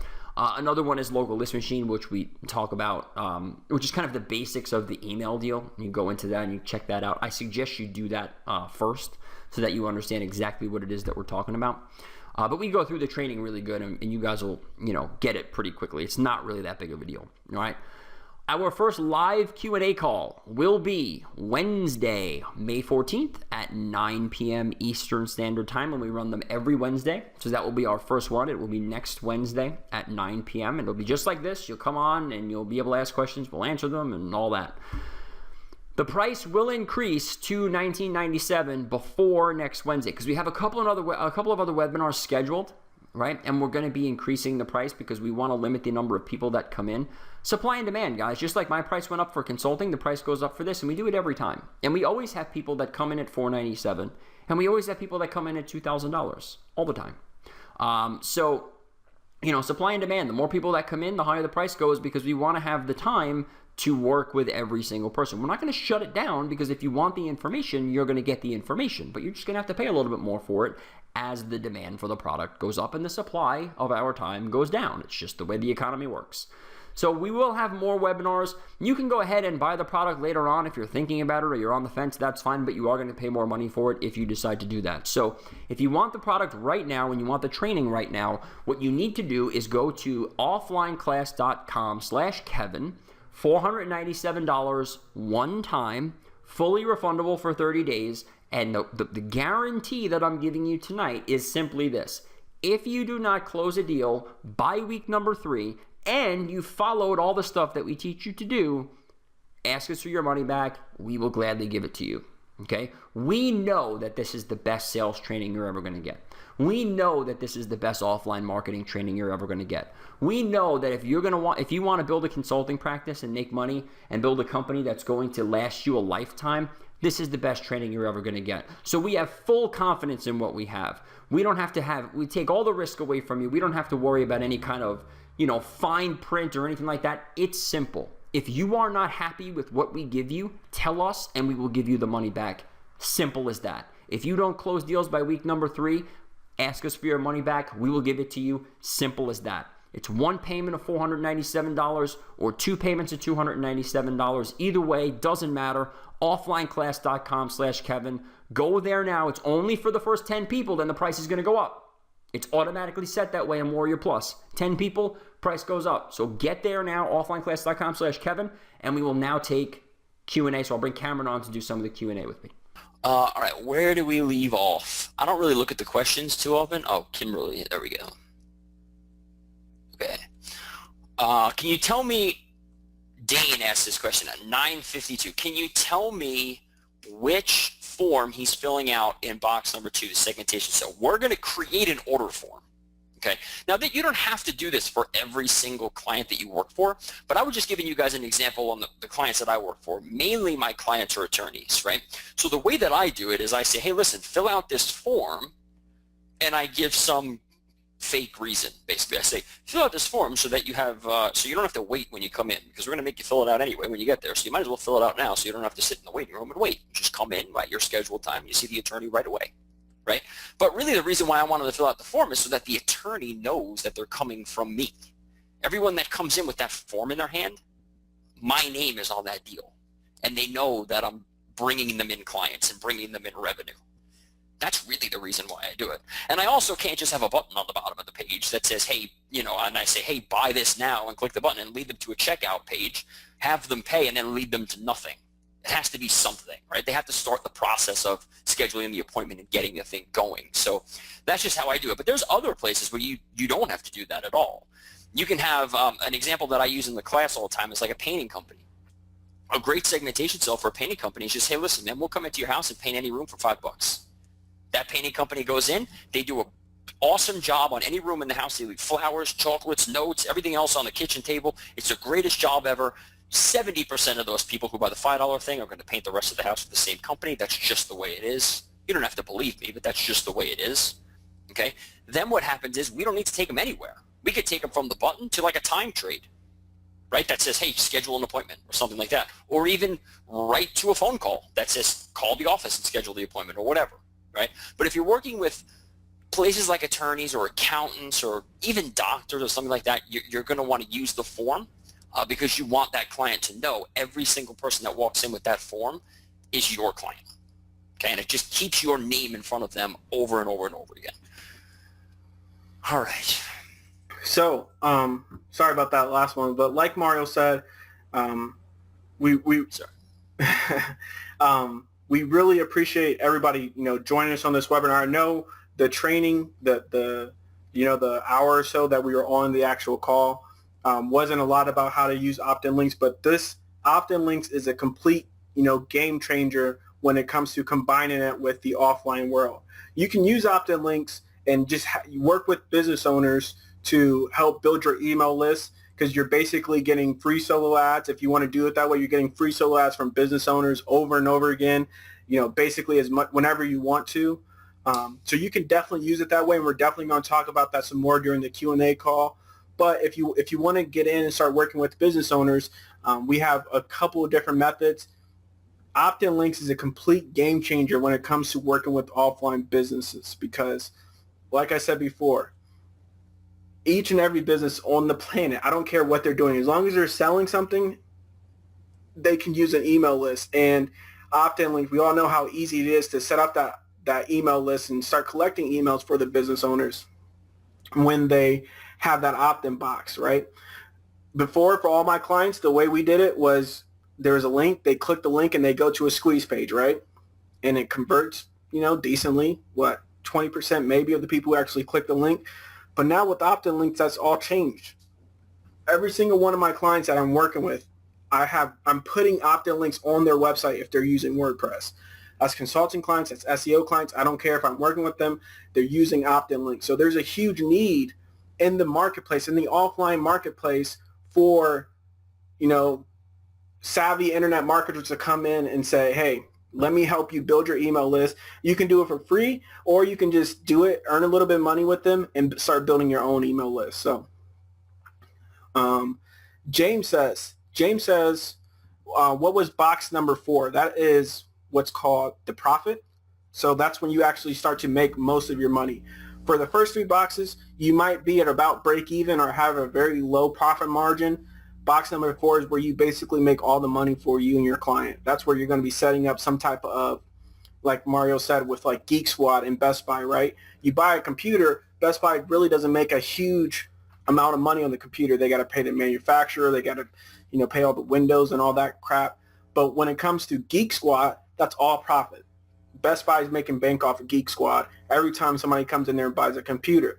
That's essentially what we're going to be helping the client set up, some type of ongoing low continuity, or some like lifetime, like buy some type of insurance right now and let it help the house for the rest of your life, something like that. That's going to be box number 4, James. Right, and what just so you guys understand too, that all really you have to focus on the client, right? Like, ideally, what Cameron said is dead on. And when I developed this, I developed it based off of Amazon, number 1, and Best Buy, number 2. Best Buy makes 0 money on a computer. They make just enough money to keep the lights on, no profit at all. They make all of their money on Geek Squad protection and extra warranties. Amazon makes 0 money on the Kindle. They make all of their money on the book sales, right? So that's basically what the model is. But when I walk into an attorney, I'm not going to say to them, listen, forget about the $10,000 you're going to make on that divorce. Let's reinvest all of that money into other stuff. Let's do a 1995 continuity program. I mean, that would be ridiculous. They'd all throw me out, right? So you have to know your client. But I have other places too where you guys, I think, saw the example of this either in the, oh, maybe not, I don't know. I do it in the white paper, the example of it. I have a pizza place that has franchises in the Southwest portion of the United States. Actually, I did it in the webinar.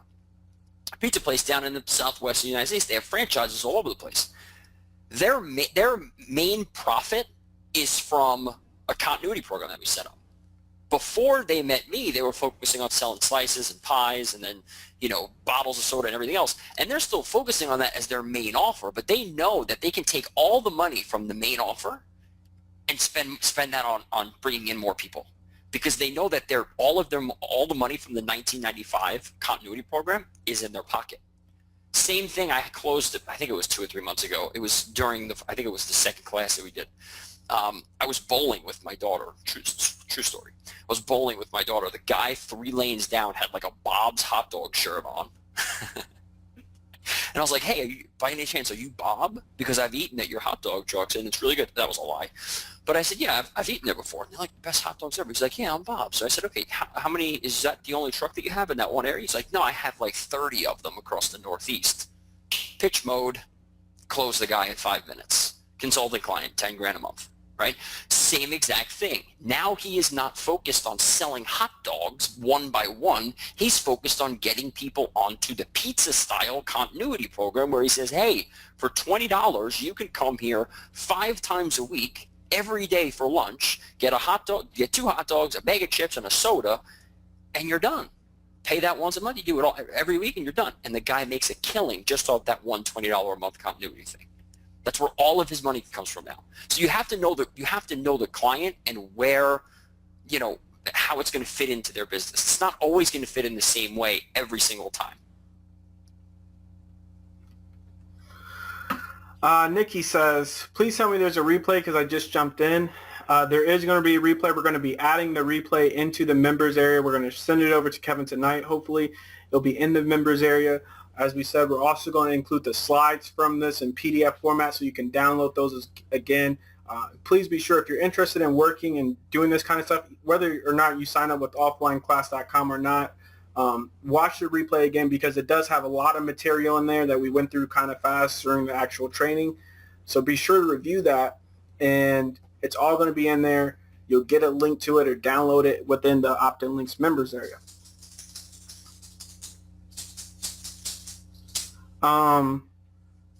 Wayne says, you can really make $10,000 that easily selling a ClickBank product. Never been that easy for me. Got to really match the list with the product to have to be a great product that converts well. And how do you pick these? Wayne, the question that I would ask to you would be, how big is the email list that you're working with? I work with a plumber in the Pittsburgh area, and he has about 7 locations around that metropolitan area. So he has an email list of over 50,000 people. So making $10,000 from an email list of that size of people that know, like, and trust him isn't that difficult. And really, just because of the number of people that see his newsletter, if the product wasn't that great, he'd probably still make a lot of money on it. There might be lots of refunds as well, but just because of the list is that size. So when you're working with these business owners, it's not uncommon. We had one guy in the group who worked with a business owner who had a list of 330,000. Okay, I don't care what offer you're sending. You can just send an offer that is not even relevant at all to the list, and you're still going to make 10 grand if you're sending it to 330,000 people. Okay, I mean, that's just the fact of the matter. And the business owners, if you find, even if you live in a small area, a business owner that has 2,000 people in their database, as long as the email list is still active, it's not like an email list that he put together in 2012, that he hasn't mailed at all, then you can still make some good profits. They're not all going to be home runs, but like Mario said, sometimes you get a double. Yeah, that's actually part of my pitch. It's a great line. I've been saying that for 20 years. I just want to add to that really quickly. It's never been easy for you. I don't know if you do this. I'm assuming somebody in this training does this, so a lot of people do it. It's never been easy to make $10,000 on one ClickBank offer when you're sending it out to an email list. You're 100% right. If you're sending the Google Crusher System Siphon 2.0 to the Warrior Forum people, you're 1,000%. That will never work. It's garbage, right? The ones that do buy are going to refund because it's garbage. But if you're sending out the solar panel thing that or whatever the hell it is that Cameron does, the Save on Your Electric thing, to moms and dads who've hired a plumber, that works all the time. Okay, so you're comparing 2 radically different audiences. It's not even close to being, you just can't compare them. You can't. You're selling the internet marketing stuff with ClickBank, you're right, it's never going to work. It doesn't. That's why 3% conversion rate is like you're a hero, right? But when you're doing it to the types of audiences that I sell to and Cameron sells to, it's just a different world. And And the same goes when you're building your own email list and you're getting the leads from the offline business owners. The thing that they send, as long as it's not, getting the business owner who sends the same coupon. Like I seriously, just because I've come across it a few times, they send the same offer every week and it doesn't even get opened anymore. They just have blinders on to that business owner. As long as you're not working with those, you're working with a good business owner who provides a really good quality service, then you'll be good to go.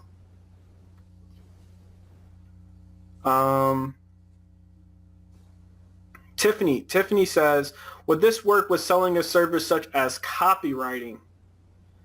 If you want to do, business copywriting, every business owner that I've ever seen needs help with copywriting. Absolutely. If you're talking about copywriting for I don't other really internet understand the marketers, question, because I don't know if Tiffany is asking, like, would the 5 boxes setup work for her business? Like, can she implement that into her company and set it up that way, and will it make more money for her? If that's the question, I think the answer is 100% yes. I'm going to go out on a limb, though, and say that if you're going to pitch copywriting to businesses, no, it won't work. And the reason why I'm going to say that is not because they don't need copywriting services, or not that, you're better at writing email copy than they are, or whatever it may be. It goes back to slide number 3 or 2 or whatever it is. You're not focusing on the real issue. Why do they want copywriting? They want copywriting because they believe it's going to get them more customers. They want more customers because they believe it's going to get them more money.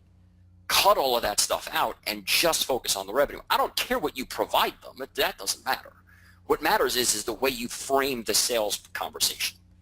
And if you frame it in a way of, I am an expert copywriter, I can help you, and I can, write email for you, then you're only focusing on that one thing. But if you come in as the revenue person, you could be a copywriter, you could be an SEO person, you could be someone like me who trains salespeople, you could be, whatever. It doesn't matter, right? So I say, do the copywriting stuff, but frame the sales conversation in a different way. Then you'll be fine. But I think if you sell the copywriting stuff, it won't work.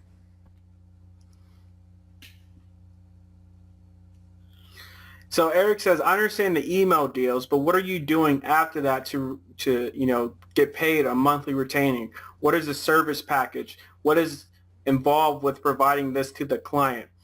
Eric, here's where you have to here's another time where you have to step out of the internet marketing mindset. We're not providing we're not providing a service to our clients as consultants. Now, I have an SEO business. Every month for my SEO business, I'm building backlinks, I'm adding blog posts, I'm sending out reports.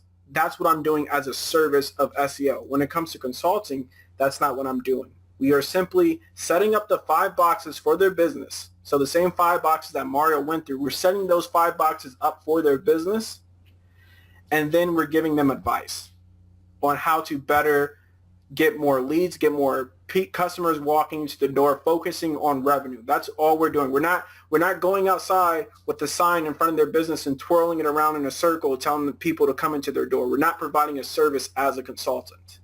All we're doing is going in there and setting up the 5 boxes so that they can increase the revenues of their business, because every business needs it. Just like every business needs to be collecting leads, every business should be working with these 5 boxes.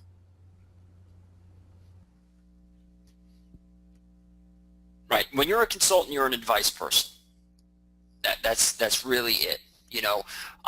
Usually I go a little crazy with it, and I do certain things that a lot of other people don't do, but that's just me, and that's just because I like doing it. A lot of the stuff that I do, I could get away with not doing and still justify my fee and still, have the same amount of clients and do what I do. I like to travel a lot, so I go to a lot of my clients' offices. You don't have to do that. I had a client a couple weeks ago call me up, and he's a car dealership down in Atlanta. He called me up, and he was like, listen, man, I got this whole new fleet of cars in, and I don't know how to set up the showroom. Can you come down and just give me an extra set of eyes and show me what you think is good? Yeah, man.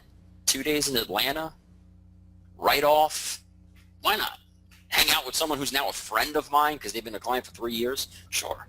hang out in his dealership, work with some of his salespeople, get involved in some deals, battle it out with some people at the table. Why not? That's what I love to do anyway. But you don't have to do all of those things. You could just be the advice person, and you could just sit on Skype for an hour every 2 weeks or once a month or whatever and talk to these people and ask them how their numbers are and what it is that they're doing, and then send them off with a plan on what to do next until the next time you talk to them. You always have to end that way. You always have to end your conversation with them with, okay, based on what you told me, here's what you need to do moving forward. And then you're going to report back to me next month and let me know how all of these things turned out, and then we'll move on from there. That's always how I end my conversations with people. Eric, here's a perfect way to think about it. You can insert any internet marketer that you want that you think is a really great internet marketer, right? Let's say you're developing a plugin and you get a call from Kevin, and Kevin says, hey, Eric, I see that you're developing this plugin. I think it's a really great plugin. I want to help you develop this plugin. I'm not going to ask you to pay me any money, but once you do start making some money from the plugin, just send me a little kickback, right? So let's set this up, right? Let's use another example. Let's use Frank Kern. Let's say Frank Kern comes to you, Eric, and he says, hey, I heard you got an email list of some potential buyers. I want to send out one email for you, and whatever money we make on it, we'll just split. Would you be willing to do that, Eric? Of course you would. Who wouldn't, right? You got an email list, Frank Kern wants to send an email for you, you let him send that email. You send the email, Frank Kern helps you make, let's say, $10,000. After that, Frank Kern says, hey, you know what, Eric, we did a pretty good job on sending that email. I think we could do that again every month. How about I set up a sales funnel for you, and each month, as long as that sales funnel makes more than $5,000, you just pay me $5,000, and we just keep it up, and let's just see how much money we can earn from it. Would you be willing to do that? And then, of course, you get to talk to Frank Kern once or twice a month. He gives you some homework assignments, tells you how you can continue to build your email list, or tell you how you can get more traffic. Whatever it may be, whatever questions that you have, you get to go to him once or twice a month. If you would be willing to do that with Frank Kern, and now I know everybody on the webinar still with us right now is thinking, well, of course I would do that. That's Frank Kern. Well, in the business owner's eyes, and I'm going to touch on that in 1 second. You're like Frank Kern to them because you have the experience. If you're sitting on this webinar right now, if you know how to install opt-in links onto a website and start building an email list for nothing, and most importantly, stop profiting from that email list, you're miles ahead of 98% of the business owners out there. Even the business owners who go to Dan Kennedy stuff, you're miles ahead of them because they're focused on, plumbing the toilets. You're focused on making money from there. You're focused on increasing their revenue. And Cameron brought up a great point that when he said, of course you would do that because it's Frank Kern, right? Everybody knows who he is. He developed his, name and brand and everything else. And it took him years to do that, and he's great at doing it, and more power to him. He's an expert in what he does, and he's probably the best, in my opinion anyway. He's the best written copywriter in the world, in my opinion. But here's what you guys don't understand that you will understand if you join us at offlineclass.com/Kevin, and I will try to get it to you as best as I can in 30 seconds or less. Believe it or not, you can develop the same Frank Kern style status on the telephone in 4 seconds. And I've been doing it for 20 years. You can do it. You can develop that same level of status that he has that took him 10 years to build in 4 seconds or less on the telephone. It's all how you open it up. And I'm telling you right now, you guys have gotten sales training before. One or two of you have, right? Asking someone for 5 minutes of their time is not the way to do it. It's just not. If you come in that way, you're going to lose. If you come in strong, confident, and you raise your status level up, and you demand their attention, it works every time, and you can close deals like crazy. I sold stock at a company that no one heard of before. The stock was in companies that no one heard of before. They were freaking garages with a sign on the front of them, and people were sending me $500,000 checks in 7 minutes, guys. They didn't know me. They didn't know my company. They didn't know the company they were buying, they were investing in. It's all because you build that credibility instantly over the phone. And it's not about talking about the guy about golf and fishing and everything else. That's garbage. That's not how you build rapport. You build rapport by being the expert, and you do that by raising your status level up so that you demand their attention and they listen to you and they follow your instruction. You're a doctor, they're the sick person, and you give them the prescription. That's the way it works. And if you do that, you can develop that level of status almost instantly. And it's really not that difficult. It's all how you say the things that you say and the speed at which you say it. And it's kind of complicated because sometimes you go slower, sometimes you go faster, and it really depends on the other who's on the other side of the phone. But that's, we go over that in depth in the class, and it gets a little annoying, but it's really important because I do one video on about a 10-line pitch, and it takes me about an hour to get through the whole thing because I go through literally how to say word after word after word. All right, so it looks like Gina was able to get in along with Keith. We really appreciate it. Like Mario said, the class starts right now, so you're going to get instant access to our members area, and you're going to be able to start watching the videos from week number 1 right away. You're going to be able to join us live on another Q&A call a lot like this one. We're just focused on helping people build their consulting business or build their email marketing list, however you want to take it. We can help you become more successful however you want to do it. But working in the offline world is whether you're just building your own email list or you're working with business owners for retainer fees, you're going to be successful. You can visit offlineclass.com/Kevin and get some more information on what exactly week by week breakdown of what we're going to be offering you. And we look forward to working with you and everybody else who joins. If you do go to the website. When you get in there, when you log into Kajabi, get into the membership site, first of all, use the calculator and really play with it and have fun with it because it's a fun tool to use and mess around with.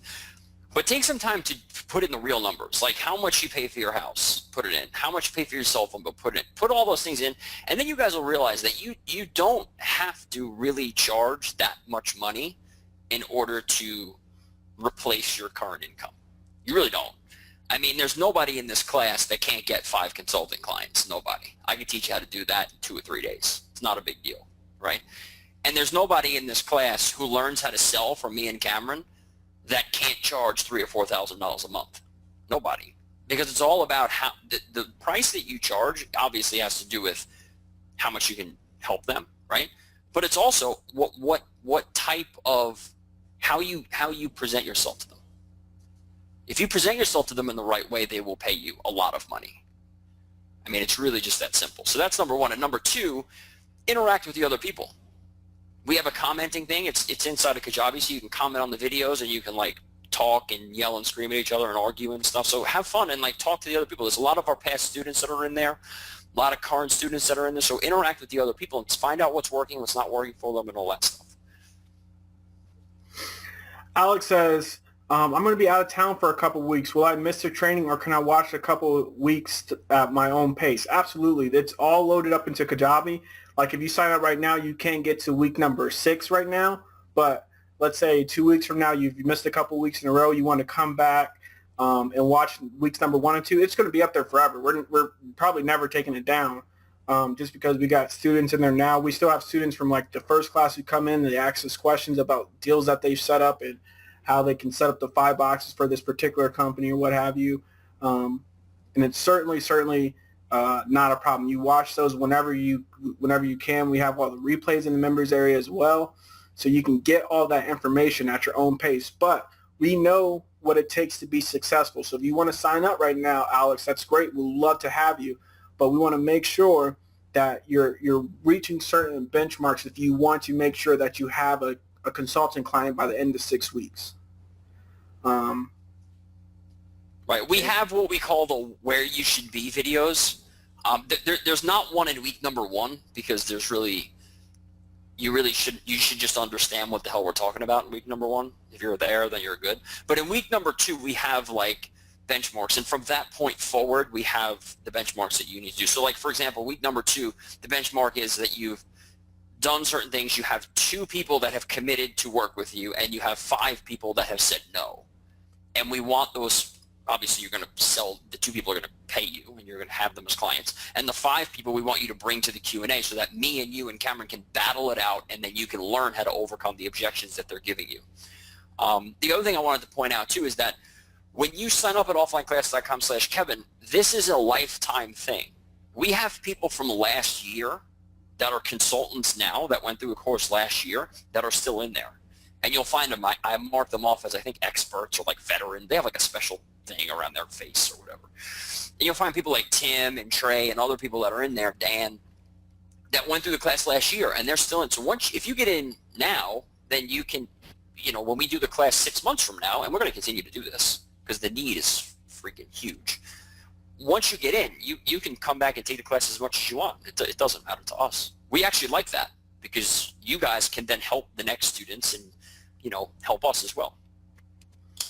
Raymond says, earlier in the webinar, you mentioned that you'd give us the white paper. How do we get that? Raymond and anybody else who's listening to this replay, or if you're on live right now, you can actually email me directly at mktgwithcameron@gmail.com, and I will actually get that to you.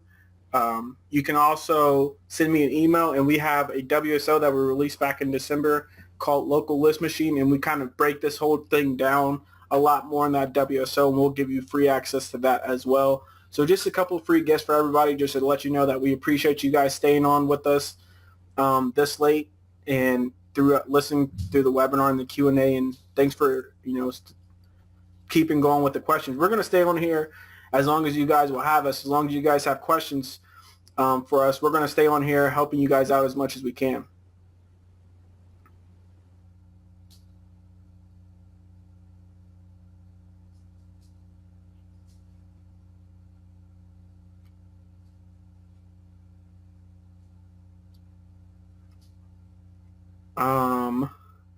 Sorry, I'm just reading through some of the questions here.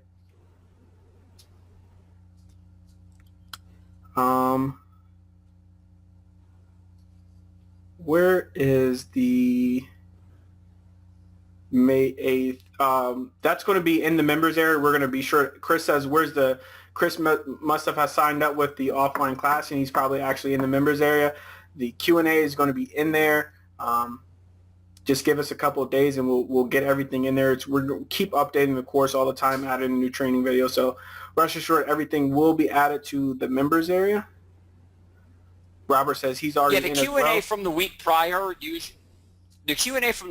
usually gets up on Fridays. That's usually because we go 3 hours sometimes. So it's a really long video. It takes a lot of time to get it out of Camtasia. Then we have to upload it to AWS, and it's a little bit of a process. So we usually get it up by Friday morning or so. Eric says, is consulting actually an SEO service? It's not. For every client that I have 5 clients right now who do SEO with me and who do consulting with me. Those are 2 separate things. I charge the client 2 separate bills each month, one for consulting, one for SEO services. SEO is a service. It's not consulting. Consulting is advice, not a service, if that makes sense, Eric. So if you want to do SEO for your clients, and if you want, some help in getting SEO clients, that's fine. I'd be more than happy to help you with that. We probably won't get too much of SEO like during actual training videos for consulting, but if you want to hang out with me on Skype sometime and have some back and forth, then I'll be more than happy to help you out with that. But our primary focus is working with the consulting clients and helping you get consulting clients, and that does not necessarily include SEO. And I personally have a rule for my clients that they cannot do SEO for at least 6 months after they sign up with me. And the reason why I do that is because if they're getting 500 people a month to their site or 1,000 people a month to their site, whatever it may be, let's use those 1,000 as a guinea pig and let's perfect the sales process. Once we get those 1,000 people a month to their site, converting at a really high rate, and we know that everything's perfect, then let's start pumping in the traffic. Because there's no reason, an old saying in the sales room, if you guys have ever worked in a phone room before, there's no reason to give the best leads to the newest guy, right? We want to make sure that we're giving the $20 leads to the polished person who's going to close 30% of them, not to the guy who just walked in off the street who, barely has a suit that he could put on. You know what I mean? We want to make sure that we're giving it to the right person. So it's the same mentality here. I want to make sure that the sales process and the sales funnel is set up perfectly before I start bringing in more traffic. And honestly, guys, the reason why I do that is because I sell consulting and not SEO.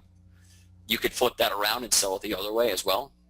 if you guys aren't, if you guys get that. You can also say to them, well, yeah, obviously we want to perfect the sales process. If somebody gives you that objection, you can say, obviously we want to perfect the sales process, but haven't you heard the old saying, what's the point of having the best offer in town if nobody sees it? So if you're selling SEO, you can flip that around as well. It really doesn't matter. But for me, I sell consulting, so I want to make sure that they stay away from the SEO thing until we actually perfect the sales funnel. Mario goes Glenn Gary, Glenn Ross on everybody. Totally. Mario, this is another Mario on the Q&A. Mario, I haven't checked my email. I can't really check my email right now, but if you sent the email, I'll do my best to get back to you tonight. If not, then definitely by tomorrow morning.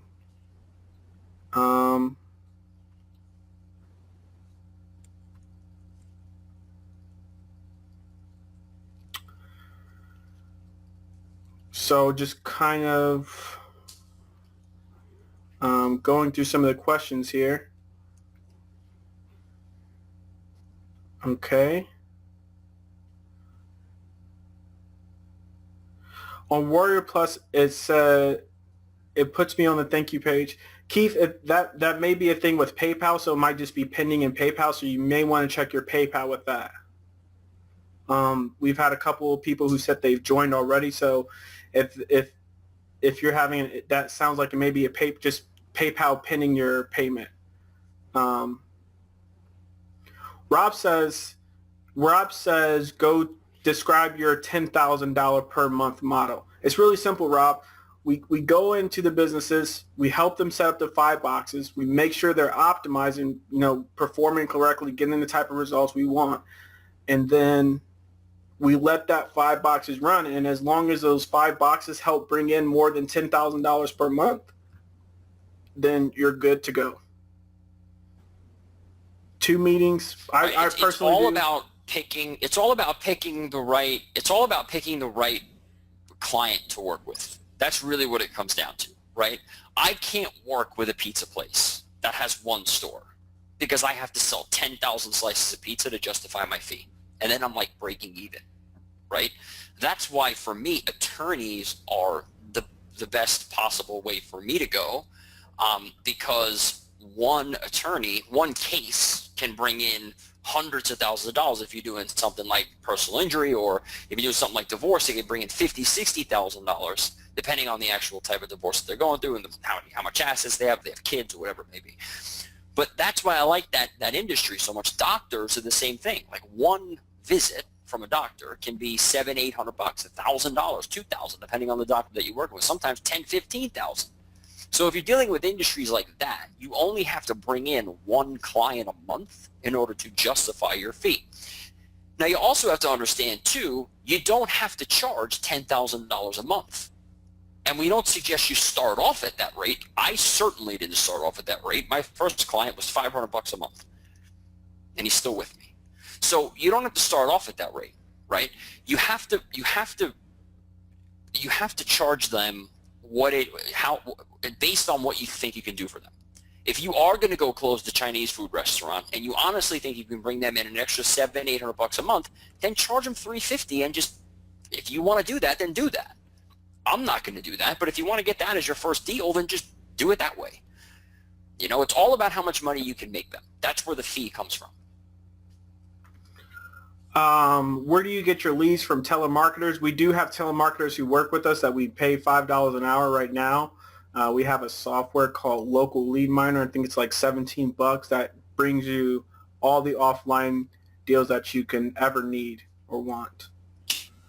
Joseph says he's in. Thanks for signing up, Joseph. Look forward to working with you. Let us know if you have any questions. Start watching the videos and be ready to close some deals.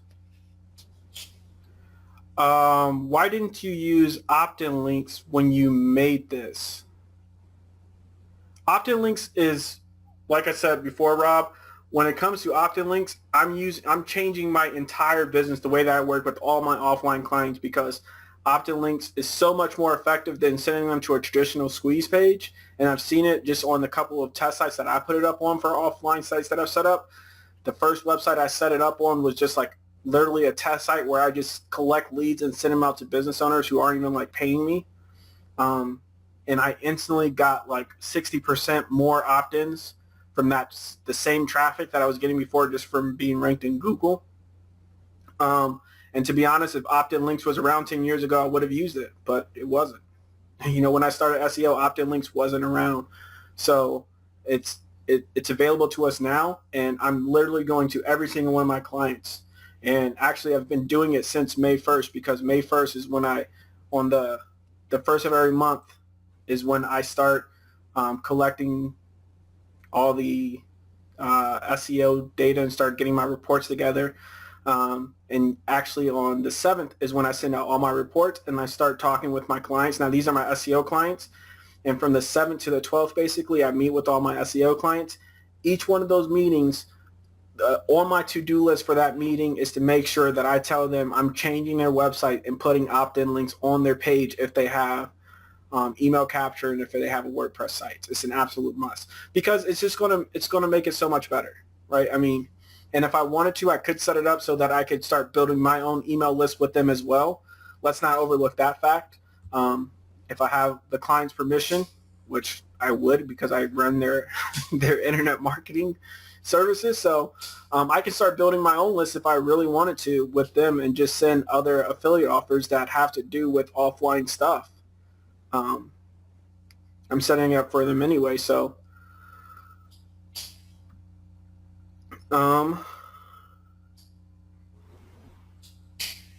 Michael says, do you have to be careful with placing affiliate links in emails? If you're doing email marketing, that's the only place you can put affiliate links. And what type of mailer needs to be used? MailChimp ? You can use any mailer. Look, when you're working in the real world, and by that we just mean offline. When you're working in the real world with businesses, if you have a business owner, and I've done this before, who has a database, not all emails, but just a database of like 20,000 leads, let's say, for example, you can literally call up GetResponse and say, hey, I'm working with XYZ company here, your real business. I just took over their internet marketing services, and I need to import their mailing list onto an autoresponder. They will have no problem setting that up for you.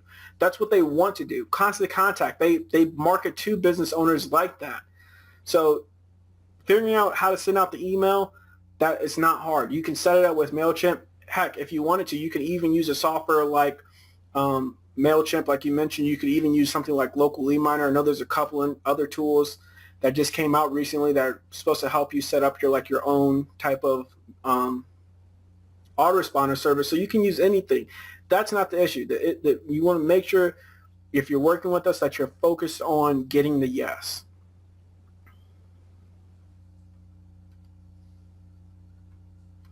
I was going to say that, but you nailed it, so I don't even need to. Michael says, do companies need to control the message or offer of the emails? Absolutely not. They don't need to control anything. That's what they brought you on for. If they can make $5,000 per email, they would be doing it already. That's what they need you for, Michael. So if they want to control the message, that is not, necessary. That's not like a mandatory thing for them to do, I guess. Right. We also we had a fight about this in the last. When I say fight, I mean like a not an argument. Like we battled it out. Like we role played it, I guess. Like, hey, the business owner just said this, and now I replied. That's what I mean when I say fight or battle or whatever. We had that come up in one of the training classes where one of the people said, I'm having trouble overcoming this. One of the people said that they want to, they won't do it for me because they won't do it with me because they want to make sure that the email that's going out is right and that the offer is right and all that stuff. You close on that. If somebody says that to you, you close on that on that objection. If they say to you, well, listen, I don't know who you are, and I'm not going to send an email to my people without knowing you or knowing what you're going to send them or what offer it is. How do I know it's going to be the right offer? If you're a salesman, guys, what is that person saying to you? What he's saying is, if I see the offer and I see the email, then I'll do it. So what you reply back to them is, so what you're telling me basically is this, and I'm just saying this so that we're on the same page. If I give you the email and you approve of it, if I show you the offer and you approve of it, you'll do the deal with me, right? If they say yes, the deal's done. If they say no, then you reply back with, so obviously that's not the real problem. What is? It's very simple, okay?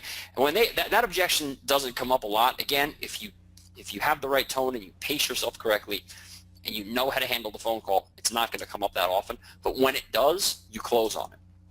It's like, I'll give you another example. It's like if someone walks into a car dealership and I'm sitting behind the desk and that person says, I want to be at $350 a month, I have great credit, I have $1,000 put, and it's a deal that I know I could do based on the money, right? And the person says, you know what, honestly, I don't like the Honda Civic in blue. I love black cars. The next thing out of my mouth is, so just so we're on the same page, what you're telling me is that if I could get you in a black Honda Civic just like that one at $350 a month with $1,000 down and your credit is $750 like you said it is, you'll do the deal, drive the car home today, right? Yes, the deal's done. So you close on objections like that. That's how you overcome them. You don't just answer the question and you know, ignore it. That's a buying signal. You jump all over it.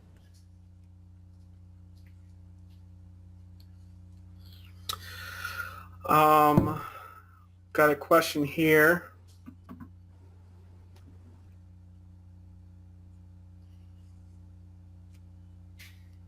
Then I can help them. Yeah, Kimberly, when you go to look at these clients, and you know, it's all about whether you can help them.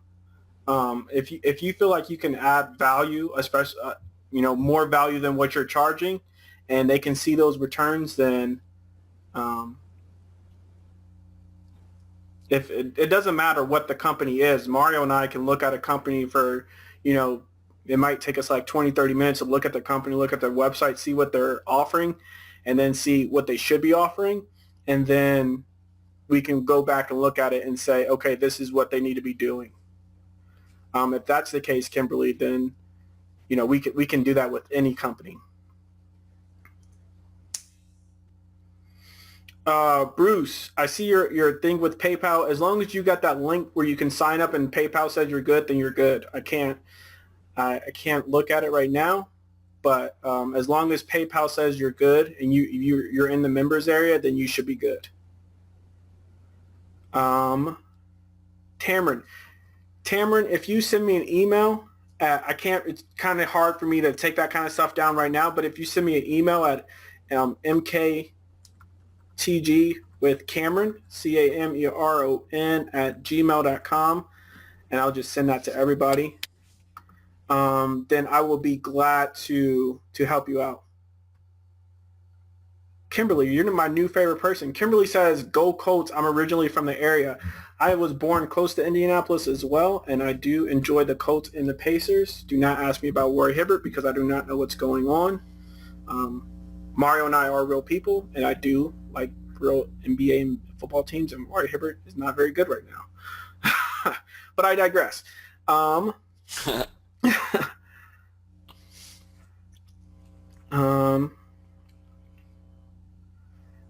Terry, that's awesome to hear. Terry says that he or she wants to help with the folks back in the U.S.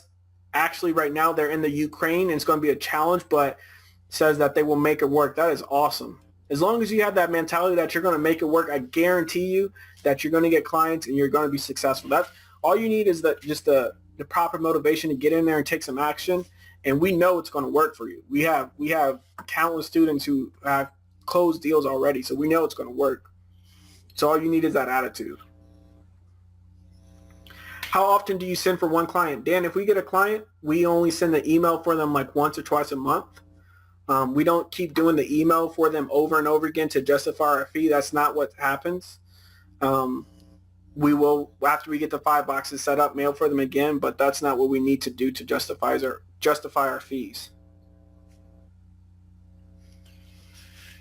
Right.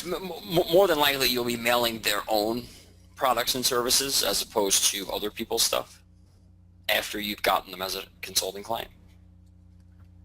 Exactly. You can set up like a 4-day sale or something like that to bring in, like during month number 2 or 3, you just set up like a 4-day sale, and then help that way.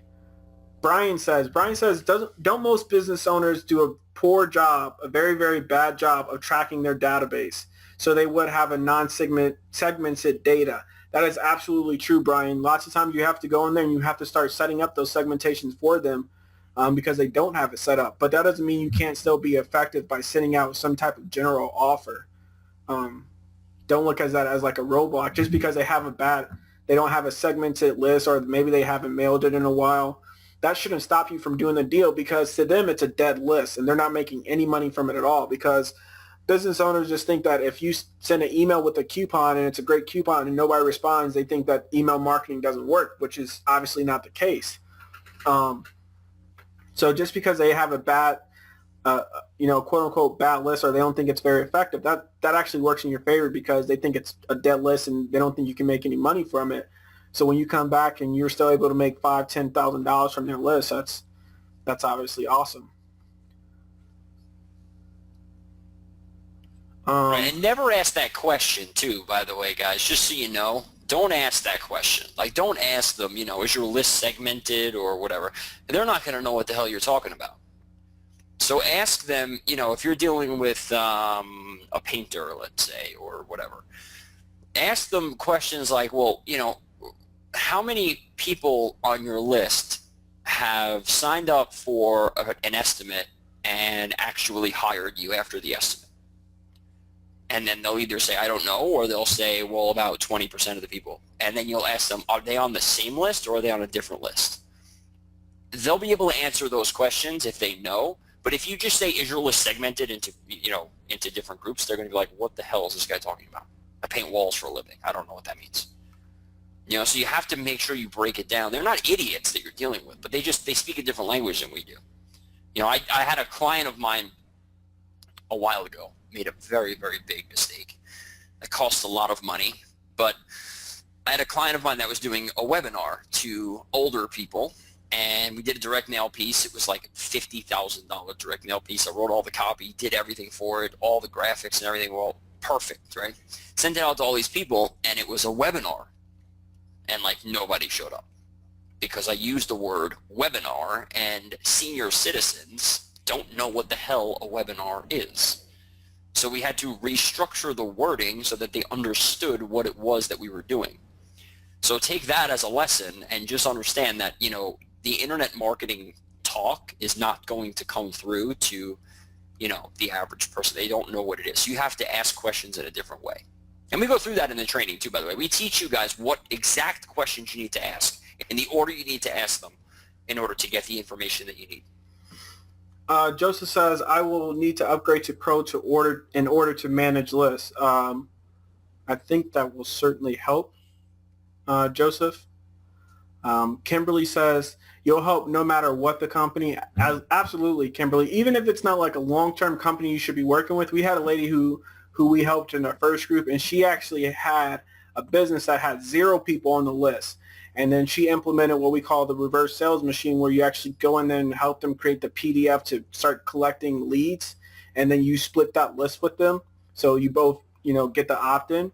And obviously that's exactly what you can do now, a lot more easier with opt-in links. And so Kimberly, if you bring us a company, if you get somebody to say yes to working with you, we'll absolutely help you out with no matter what the company. We helped a guy who was just working with like his mom's bakery, and we spent an hour with him on Skype helping him set up the 5 boxes for the bakery. And now he is opening up a new branch of the bakery, I guess, in Colorado or something. And he has like 47,000 other deals that he has too. The guy's got like a medical thing that's like an 8-figure a year business. He has a pharmaceutical thing on Amazon that's another 7-figure a year business. I mean, that guy's closing deals left and right. You could find him in the membership area. His name's Tim.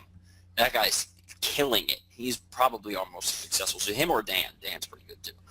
But he's one of the most successful by far. I mean, that guy's just destroying it every day. Earl too is another one that's really good. Raymond says, so Raymond, we appreciate what you had to say about the webinar. Mario is pretty good at sales, I guess, if you like that kind of closing deal kind of thing. Judy, so you're going to eat the refunds. Yeah, Judy, that is one thing, definitely. So if you're working with like ClickBank or something like that, you're going to get about a 10% refund rate. You're going to send the business owner the split after about a week or so. So any refunds that come in, I think ClickBank has like a 60-day refund process policy. So yeah, if you get, a few refunds in, then you're going to have to eat those sales. You're going to have to eat those refunds. You don't want to be trying to call a business owner back and saying, hey, we got 4 refunds. I need you to send me 2 sales back. That's not where you want to be at.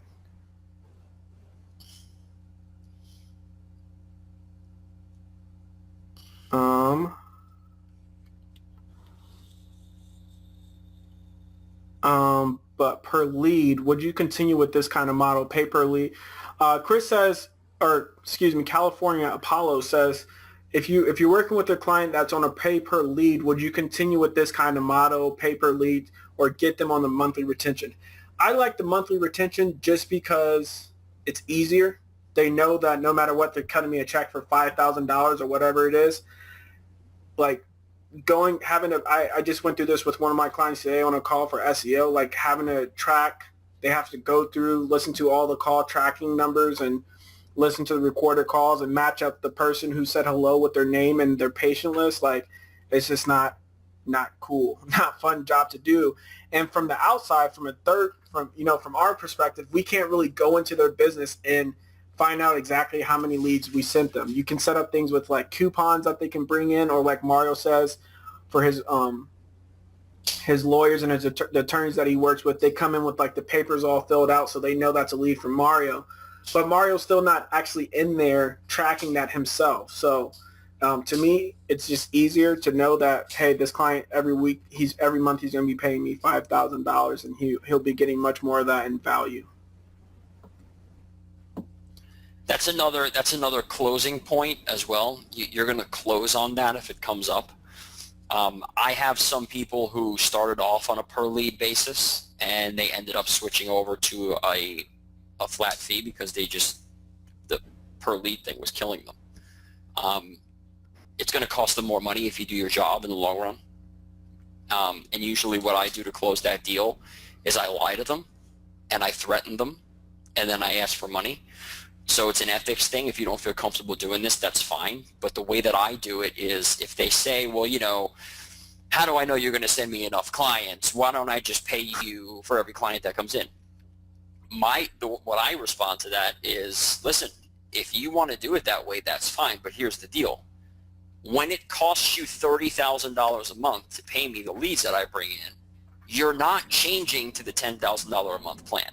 We're going to sign a contract that says you must provide me with the money per lead every single month, no matter how many leads I send you. If you're willing to do that and never go back on the $10,000 offer, that's fine. We'll do that now. But now here's the thing.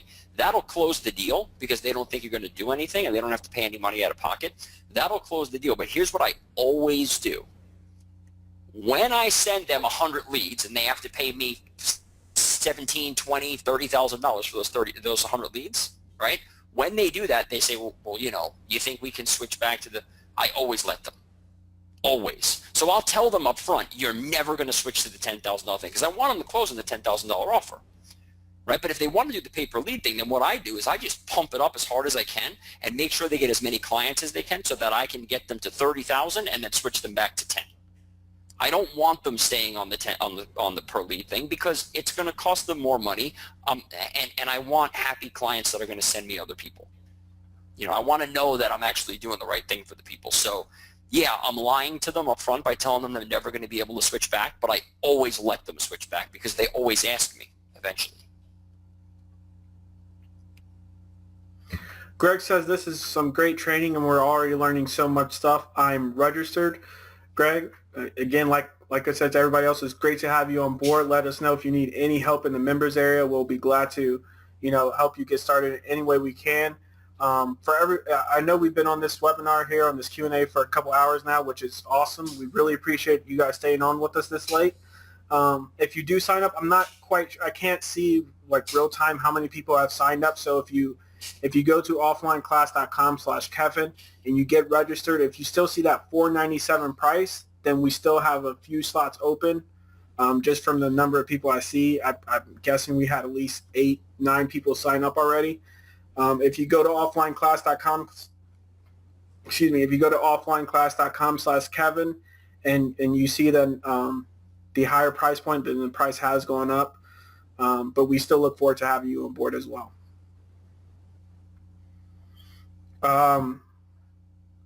Rob, for the businesses that don't have an email list, that's great because we can help them too. We just help them start building an email list. You go to those businesses, Rob, and you say, hey, I can help you start collecting and profiting from, the 80% of your website traffic that you're currently missing. All I have to do is put in opt-in links for your website, and I can help you start building an email list. That's great. You can do that all day long, and you can charge for that right away. You can charge a business $1,000 to help them put on opt-in links on their website and start profiting right away. And we have students who do that every single class that we have. We have 1 or 2 students who always come to us and say, I contacted this business owner. They love the white paper, but they weren't the business owners. They didn't have an email list, so I'm helping them with reverse sales machine. That's perfect. Gets them every time.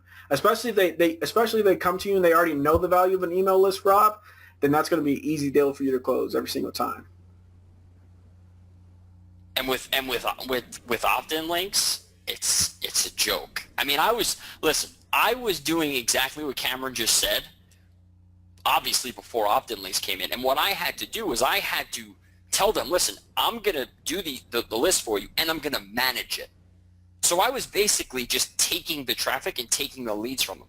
With opt-in links, you don't even need to do that. The button is on there. You put it on both lists at one time. It's like genius. You don't even have to worry about any of that stuff. You say, listen, I'll put the thing on the list on your page for free. You don't have to worry about it. You don't even have to tell them you're building the list if you don't want to. Just build it on your own. Just put 2 of the things in there, however it works. And I think we kind of like, I mean, at least I do. I evolve with certain things, like before Local Lead Miner came out, obviously, that was probably 2 or 3 months ago, I was like literally searching Manta and LinkedIn for leads and collecting a whole bunch of leads and then giving them to a telemarketer or calling myself.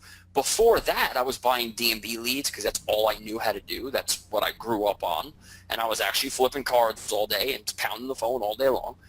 But once Local Lead Miner came out, I switched to that. Before opt-in links was coming out, it was name, email, phone number, submit. But now that opt-in links came out, it's a button. They go on my list, they go on their list. They don't even know. It's beautiful. You don't have to worry about anything. You don't have to tell them. You don't have to mention it. You don't have to say a word. Ed says, so you're using the business owners list and sending an affiliate offer. The first time we do the email list, yes, that's exactly what we're doing. You can send an affiliate offer from like ClickBank. You can find a book relative to their niche that they're cross-selling. You can do a couple of different things, but you're sending an offer related to the audience on their list.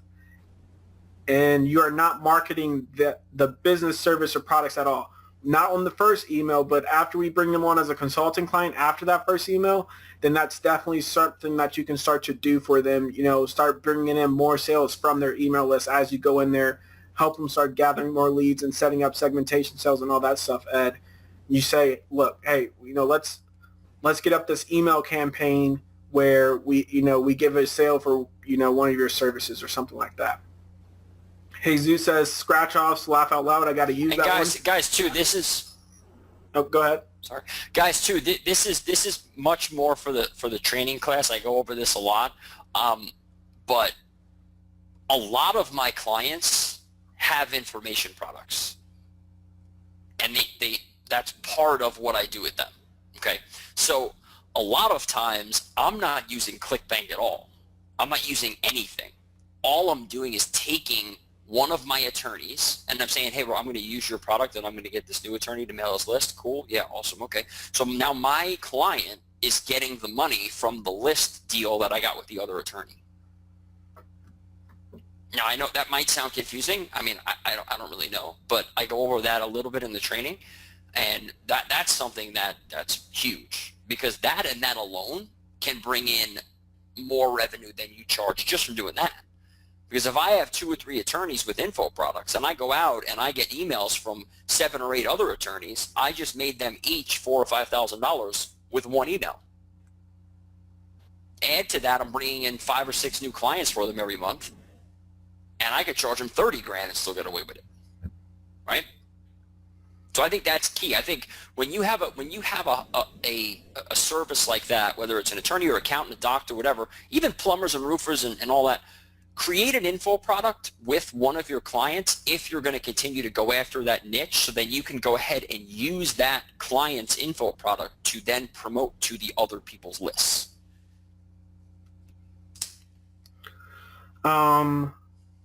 Brian says, how many of these trade businesses actually collect email addresses? It just depends. I mean, they all have databases. Every single one of them have database. Now, sometimes that includes email addresses, sometimes that doesn't. But if they don't, that doesn't mean that you can't still sell them or get them to help them start building an email list. Robert, I do not think you will have resale rights to the opt-in links plugin. Patrick, hey, thanks for joining us. If you decide to go to bed, we're still talking here. And this goes for everyone as well. You can catch the replay in the members area.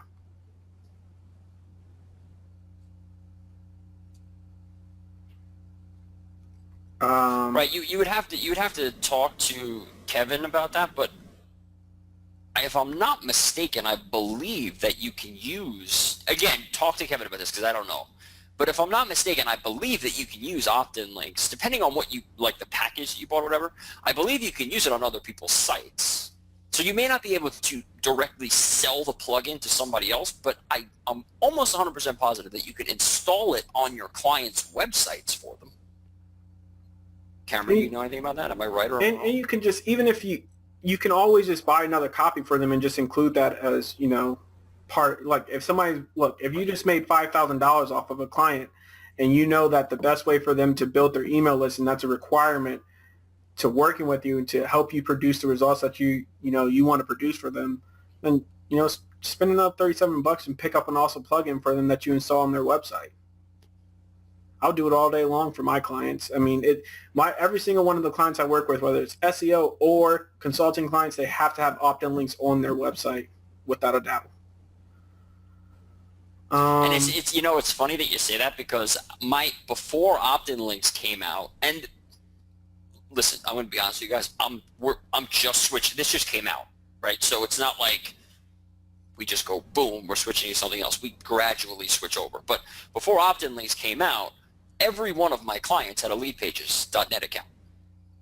They weren't all on my account. Every one of them had a $37, or I think it's $39, whatever it is, a monthly thing. They all had a LeadPages account because that's what we used as their landing pages for all their stuff. They all had a copy of Pop-Up Domination, every single one of them. But and if I have to buy each and every one of them a $37 copy of opt-in links, we'll do that as well. I mean, it's like Cameron said, when you're charging $3,000, $4,000, $5,000, $10,000 a month, whatever it may be, spending an extra $200 or $300 on plugins and services or whatever to help you, to help the client out, it's just part of the business.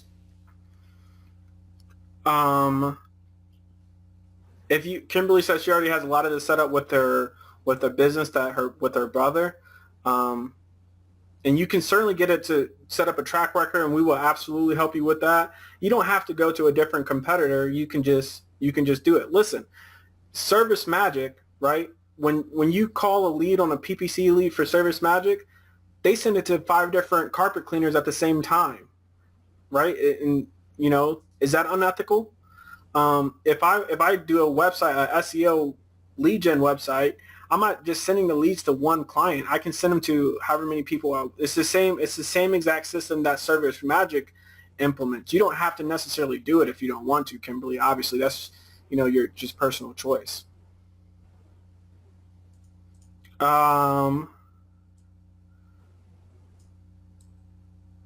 Apollo says, what kind of continuity for bankruptcy attorneys? He says he works with bankruptcy and probate attorneys. So what kind of continuity program would you set up for them? repair and re-establishing their credit.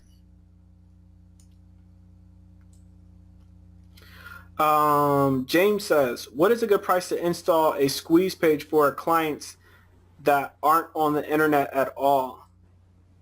However much, I mean, like, What time are you at? I'm at 12:02 a.m. No. Not Oh, the time on the computer. The time on the questions. I'm at 11:02.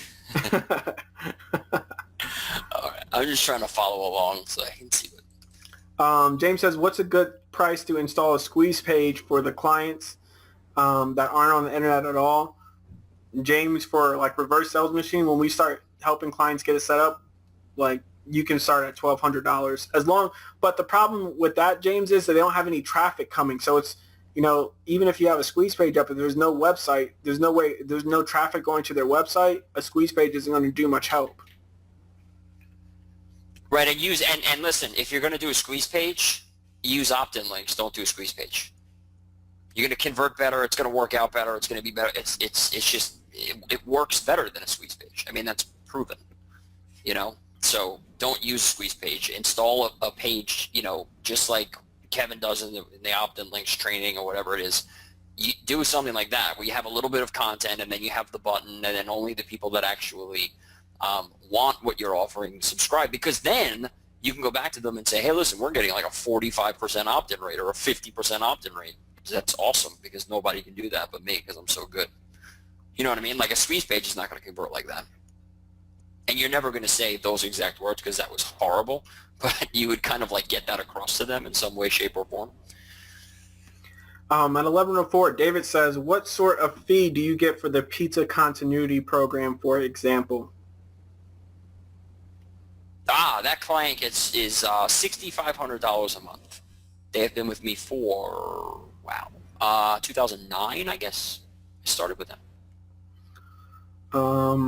So yeah, when I say that I charge $9,800 a month, $9,850 a month for my consulting clients, that's like, I didn't start off that way, and I didn't go from like $500 on my first client to $9,850 in a month. You know what I mean? Like, I have a lot of clients that are at 1,000, 2,000, 5,000. They go all the way from 500 to. I just got my first client at $9,850 a month, and I just raised the price. Like literally, like a week ago, I just raised my prices. Dan says, how often do you send one for the client? And I'm assuming that you mean for email. You can do like an email for like promoting their services like once a month for them.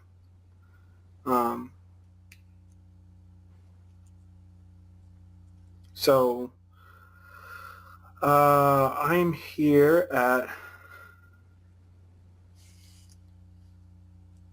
11:07. Jeff M says, sell dating services to lawyers, to divorce lawyers. Yeah, but you have to be real careful. I'm telling you from experience, you have to be really careful doing that. It's something that you can do if the list is segmented really, really well. Because here's the thing. If you send a dating thing to someone, if they have a list that's segmented and it's people who have completed their divorce, right? And you have males on one side, females on the other. And obviously, I guess common sense would say dating would be a great offer for that list, right? But the problem is you have people in there that just finalized their divorce 3 days ago, and you have people in there that just finalized their divorce 3 years ago. The people who finalized their divorce 3 years ago would be perfect for a dating service. The people who finalized their divorce 3 days ago will hate your guts if you send them a dating service thing. So that's the issue with that. It's all about time. Right when they get out of it and they finally got the paper signed and everything's done, the last thing on their mind is trying to find the next one to marry and then divorce 4 years later. You know what I mean? So that's not what they're thinking about. Year, 2 years, 3 years out, definitely. But right away, it's not the way to go. And I know that from experience because I tried that many times. And it usually ends up in a disaster unless you've been working with the client for a while and you know how the list is set up, and you know that, you have one list that's segmented out where the divorces happened, over a year ago, then sure, dating stuff. But when it's a couple months out or whatever, I like to go in that first year. I like to go things like parenting, co-parenting, how to survive a divorce, how to get over it, how to move on with your life. Things like that is what I try to go with right after it's over. I'm really sorry, but I cannot. I'm just going to use your initials, JE at 1110. I can't really pronounce your name. Yeah. Gianmarco Evangelista. There you go. Can we implement this model in a small town? It depends on like the value that you can bring in. We live in a town of 80,000 people. If it's like the only divorce attorney in town, then absolutely you can implement this for them. But you don't have to just work with consulting clients just in your area. I work with clients literally all across the United States, from Sacramento, California to Washington, D.C. And I don't meet with them in person like Mario does. I do all my meetings via Skype or phone call. I mean, that's just the way that I personally like to do it. Right, and I have no one on Long Island. I have probably 2,000 people in my town. I have nobody in Long Island. Actually, that's a lie. I have one client in Melville, New York, which is about an hour and a half, probably an hour and 15 minutes away from me. I have clients in New York City, but I don't have any clients, really, except for that one person on that one company on Long Island at all. So all of my clients are outside. I have a lot of people in Texas. I have a lot of people in Las Vegas. I have a lot of people in California, a lot of people down in Tampa and Miami and Florida. So yeah, like Cameron said, this is a nationwide thing. You don't really have to, it doesn't matter where you live. You're not really going to be meeting with the people anyway unless you choose to. So all of the sales stuff is done over the telephone and through email. It's not done in person. And the second part of your question, can this be implemented as a remarketing initiative to our existing or smaller retainer clients and upsell them to a higher amount? Absolutely, because as long as you can bring the results for them, it doesn't matter how big the company is or where you, like I have plenty of clients who I just had as SEO clients. Like the way that I got my first consulting client, my SEO client, the big plumber in Pittsburgh, he was just basically like, hey, Cameron, can you help us with yellow paid ads and some of our other advertising? And that was it. And I didn't really know anything about yellow paid ads advertising. I was just like, sure, I can help you with some stuff, and he paid me more money. So there you go. It's not limited in size. As long as you can bring the value to them, to their company, then you're good to go.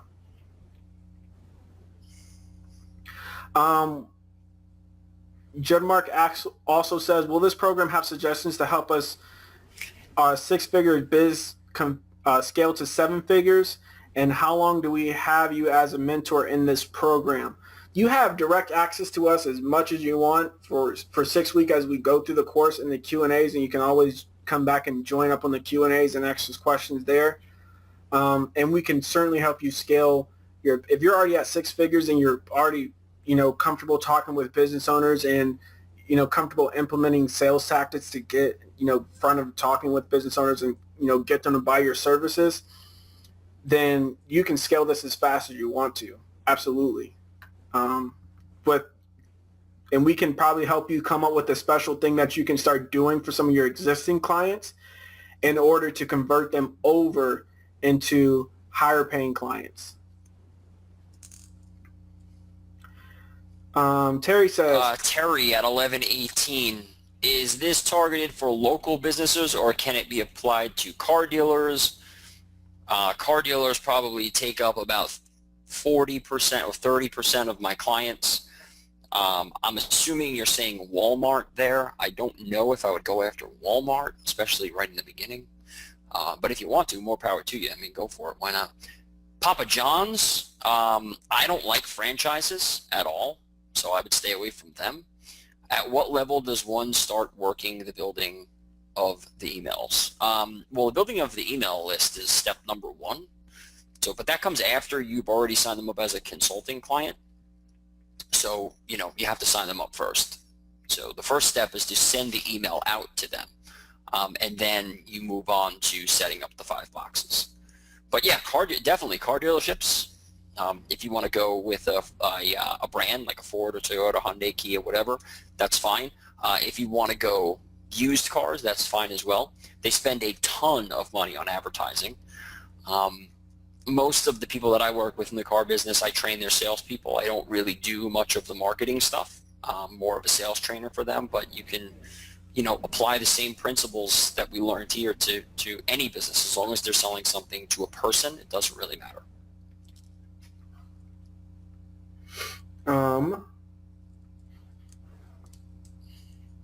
Could I use the 5 boxes for my wholesale business? Brian asked. Absolutely. You can use the 5 boxes for any, as long as you're selling something, Brian, then you can use the 5 boxes. Are there case studies in sample retainer models? The samples is just whatever. We've been actually adding a couple of case studies that we've been working on in the members area. As far as models go, there's no set number. I'm not going to give you a number, John Mark, to say that you should always charge this client. We want you focused on getting somebody to say yes, and then we can reevaluate the client after you help them with an email deal. You make some money, make back your initial investment in the course, help make that client some money, and then we can assess whether, it'll be right for you to go after a retainer model. Because I can't tell you that right now without looking at the business itself, or seeing the type of results you got from the email offer to say, you should use this retainer, the same retainer model that I use for XYZ company.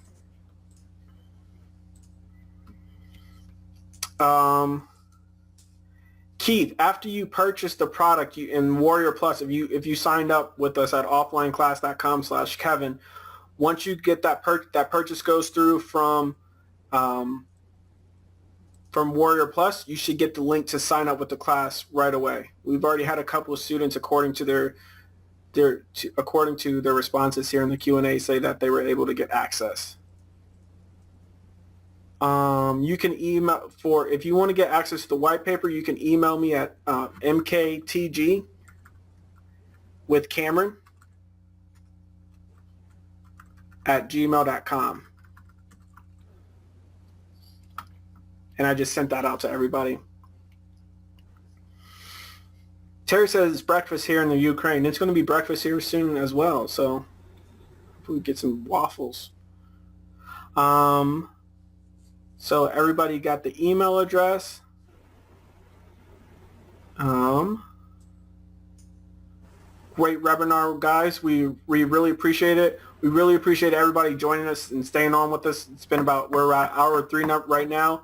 And we really, really appreciate you guys staying up late with us, or in Terry's case, staying up early. If we have current clients that are not paying monthly fee but are pay per lead, I think we already got that question for you, California Apollo. But, like I said, you can definitely put them into a continuity. The way that I do it, if somebody wants to pay me pay per lead, as long as I'm not using it to actually attract clients, like if I already have a client who's like, yes, I want to work with you, and they want to do pay per lead, I just as a baseline, I charge them 10 times the price of a lead for like Google PPC or something. I charge them, at least 10 times, as long as it's obviously still profitable for them. If they pay $2 a lead on Google, but then it costs them, they make $20, then I'm not going to charge them the entire $20. But that's kind of like around where I'm at, because I just do a lot of work online with SEO. So it's easy for me to compare it to the pay-per-click and what their competitors are paying, because my leads are a lot more valuable than leads that they get from Google PPC. And that's just the fact of the matter. Right, and remember, they're paying per click on Google. When Cameron gives them a lead, they're paying with an actual lead. It's somebody who's called them. Their conversion rate comes into play as well. It's somebody who's called them, somebody who's submitted an email form that says, "Hey, I want to work with you," and I look at it with the client. So if the client wants to pay me on a pay per lead, I don't do it. I don't do it because like Mario, I just rather get the same amount. They know what I'm charging them every month, and I expect them to pay it every month. If they're really not budgeting, and I really think they're going to be a good client, especially like if I've already set up a lead generation site, then I just say fine, and it's going to be expensive. And like Mario, I'm just like, hey, this is what it's going to be, and if you're prepared to pay that, then great, let's do it. And listen, if you get someone on that pay per lead thing and you do your job, they'll regret it very quickly. That happens all the time, because you're going to bring in more leads than you actually would charge them on a flat fee. I mean, that's just the way it always works out. Judy, we get this question a lot. Judy says, do you have to wait before getting your money from ClickBank? Yes, you do, but it's not 60 days. The way that ClickBank works is if you get 3 different payment types, you can get your check from ClickBank, I think, within 2 weeks. And if you send a list of like 1,000 people an offer, then you're going to get 3 different payment types. I'm talking like a PayPal, a Visa card, and a MasterCard. That would be 3 different payment types, and then you'll be authorized to receive your payment. So you won't have to worry about that. That first payment, you will have to wait. You'll get that right away. Yeah. You'll have to, it'll be a couple of days, but, that'll be fine.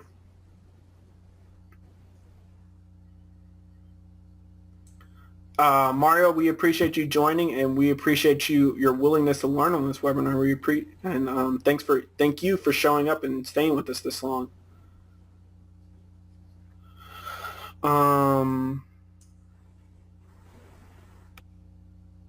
Hey, check out 1159. Yes, Donald says that you can use it on the sites that on their sites, but you just can't resell it. So I know we got that question a little while ago about reselling opt-in links. You cannot resell it, but you can use it on their sites.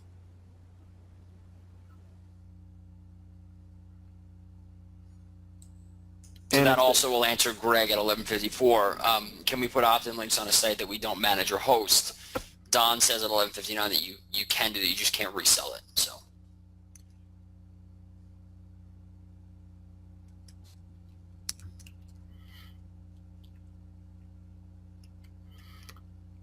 How much longer to go on this webinar? Hey, Mario and I will stay on this webinar as long as everyone's asking questions. We are just about caught up because I'm seeing lots of thanks. Eric has to use the restroom.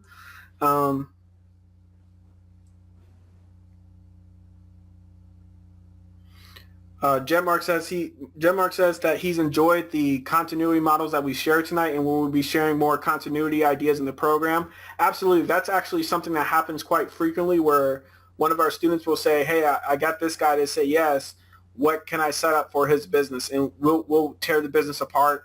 Like, we can't just obviously sit there for hours and just like pick different niches and go through it. But if you have a real need, and if you really want to, try to go after a particular niche, or if you have a client that said yes, absolutely. We'll take a look at the business, or we'll take a look at the niche and try to come up something as best we can for you. Right, and what you guys will learn really quickly in the training class is that it's all the same. Like, really, almost every single time, it's the same thing. Whether, like the hot dog example at $20 a month for the hot dogs, like Jedmark is saying. How is that different from a roofer coming in and saying, we'll charge you $40 a month, in case you ever get leaks or anything? I mean, it's the same thing over and over again. What you guys have to understand, and you'll learn this really quickly in the classroom, in the class that we have, whether you're selling vacuum cleaners, refrigerators, TVs, cars, or like crack on the corner of a Harlem street, the process is exactly the same. From taking someone from a qualified prospect to a closed deal, it's the same. Every single time. It doesn't matter what you're selling. It doesn't matter who they are. It does not matter. It's always the same process. And if you can just get that through your head and understand that, it's easy. And that's what's another thing that's cool about this is that once you learn the stuff that we teach you, sure, we want you to sell the consulting stuff and do what we teach you to do. Once you learn the skills of being a good salesperson, you could sell anything that you want, and you never have to worry about money again in your life. Like, seriously, never. I've been broke 4 times in my life, made a ton of money when I was younger, lost it all, did that 4 times, and I always came back by picking up the telephone. Every time. And the only reason why I'm a consultant is because I had nothing else to sell. So I just sold myself because I didn't really have anything else to provide them.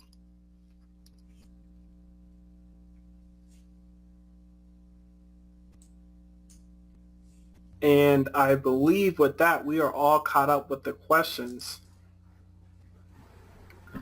So if you have any more questions for us, let us know. Start typing them in the box.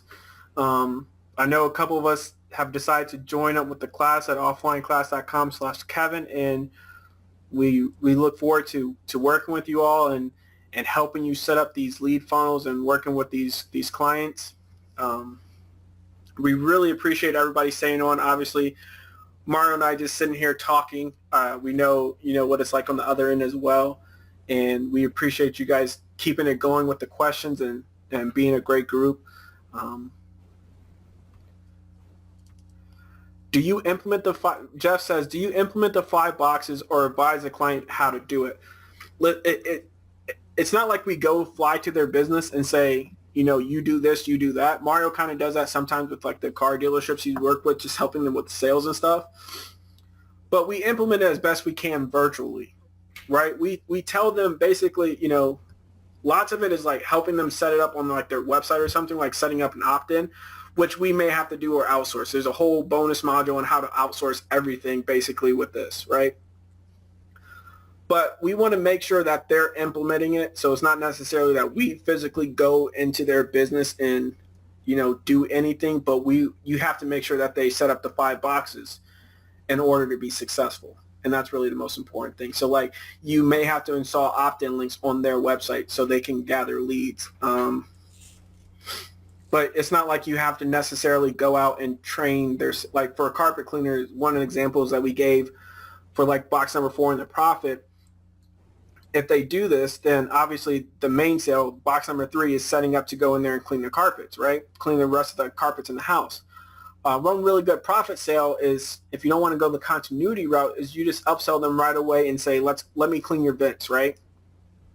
If they do that, then I tell like the carpet cleaner I'm working with, you really need to stress to your guys when they get in there and after they do the segmentation show and do a really great job of cleaning the carpets, they, make sure they don't leave any trails around or anything. They put new flowers in and everything.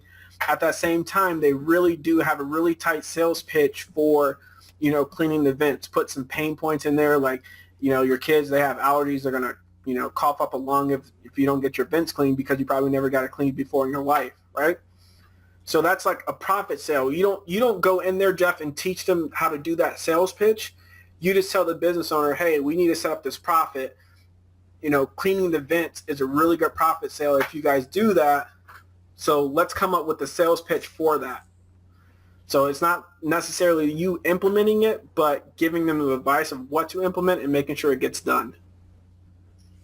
Jeff says, gotcha. Don't you have like a client or a friend or something that does that with carpet cleaning? That was actually like my first experience with an offline thing. Like before I even started with, I was doing SEO for myself, just like affiliate sites. And then this carpet cleaner guy came to my house and he was cleaning carpet. He was like, hey, what do you do? And I told him, and he blew me. He like got me to like clean like my vents in like 5 minutes. And I was like, yeah, we need to do this. I sold you on it. Yeah. Nice. I was like, yeah, every carpet cleaner ever needs to be doing this because this guy's amazing. So that's that. And I set it up with a couple of businesses that I work with for the lead gen sites that I set up sometimes. But some of that's SEO, some of that's consulting. But that's, the point is, Jeff, is that when you talk about setting that stuff up, it's not that you actually go into their business and train their employees how to do the things or, whatever it is. You don't have to necessarily go do it yourself, but you have to make sure it gets done. Some of it you will, though, like setting up opt-in links. Obviously, you're not going to expect the business owner to go do that. That's what writing the email copy. Those are sort of the things that you have to do yourself. But we are at 12:26. We are all caught up on the questions. Is there anything else that we can help you guys with? Any questions? Implementing the system, how to start building your list with offline business owners just using opt-in links. Anything you guys got, we were more than happy to help you with. Jeff says, thank you, Jeff, for staying up with us this long and listening to us yak away.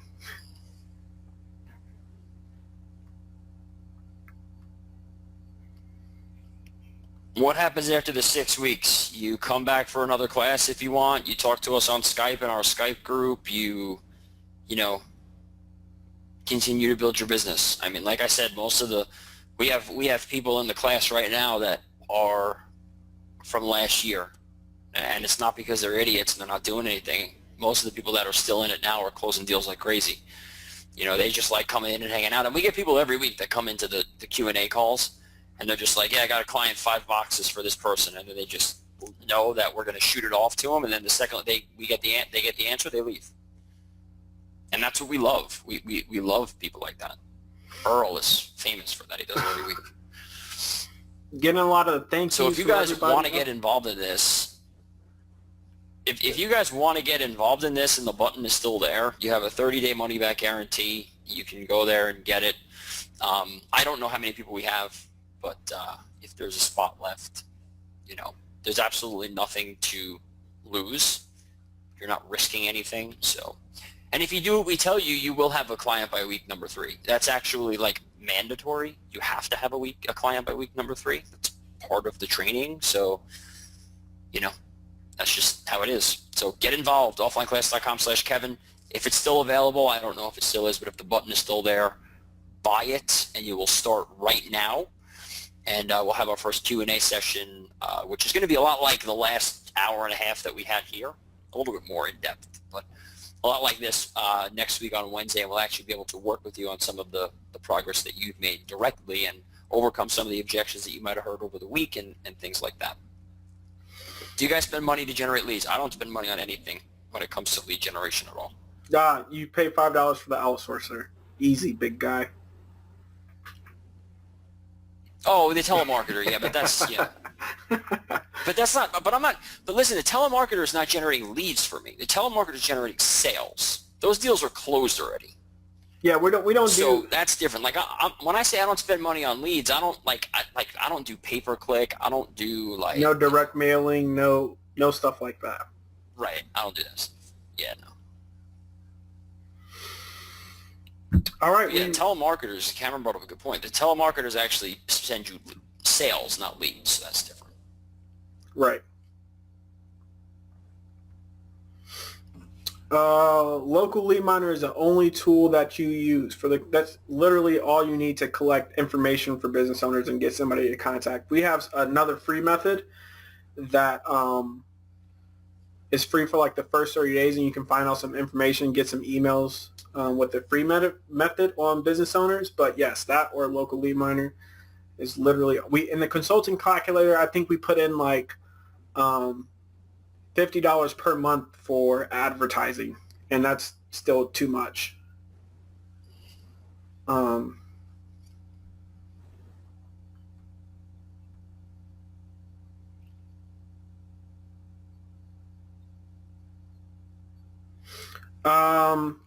No, that's not, James, I see your question at 12:30. Is there any canned spam to collecting leads on a client's website? I mean, adding them to this, as long as they opt into your list. We're not saying that, you should just like import your client's database and then or export your client's database and then import it into your own and start, sending them emails. You want to make sure that they opt in, but you can put your opt-in form in a sneaky place, I'd say. Well, with opt-in links, you can opt them in at the same time. Right, and you can do that. But I'm just reading James's question there. If you want to use opt-in links and opt them in at the same time, you can do that. But you don't, as far as canned spam goes, you don't want to be, taking your clients' leads from their website and then importing them into your own list and just mailing them offers, if that makes sense.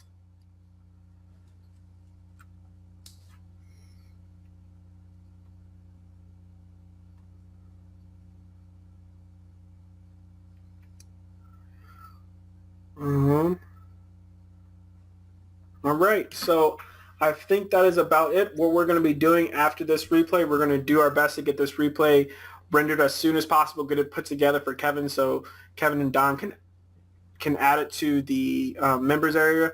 We're going to also send over the slides for this course, for this presentation, so you can look over those as well, and then you can see them within the next day or so. Thank you, everybody, for joining us. And I believe that is it, Mario. All right, guys. Have a good night. If you have any questions, let us know. Thank you.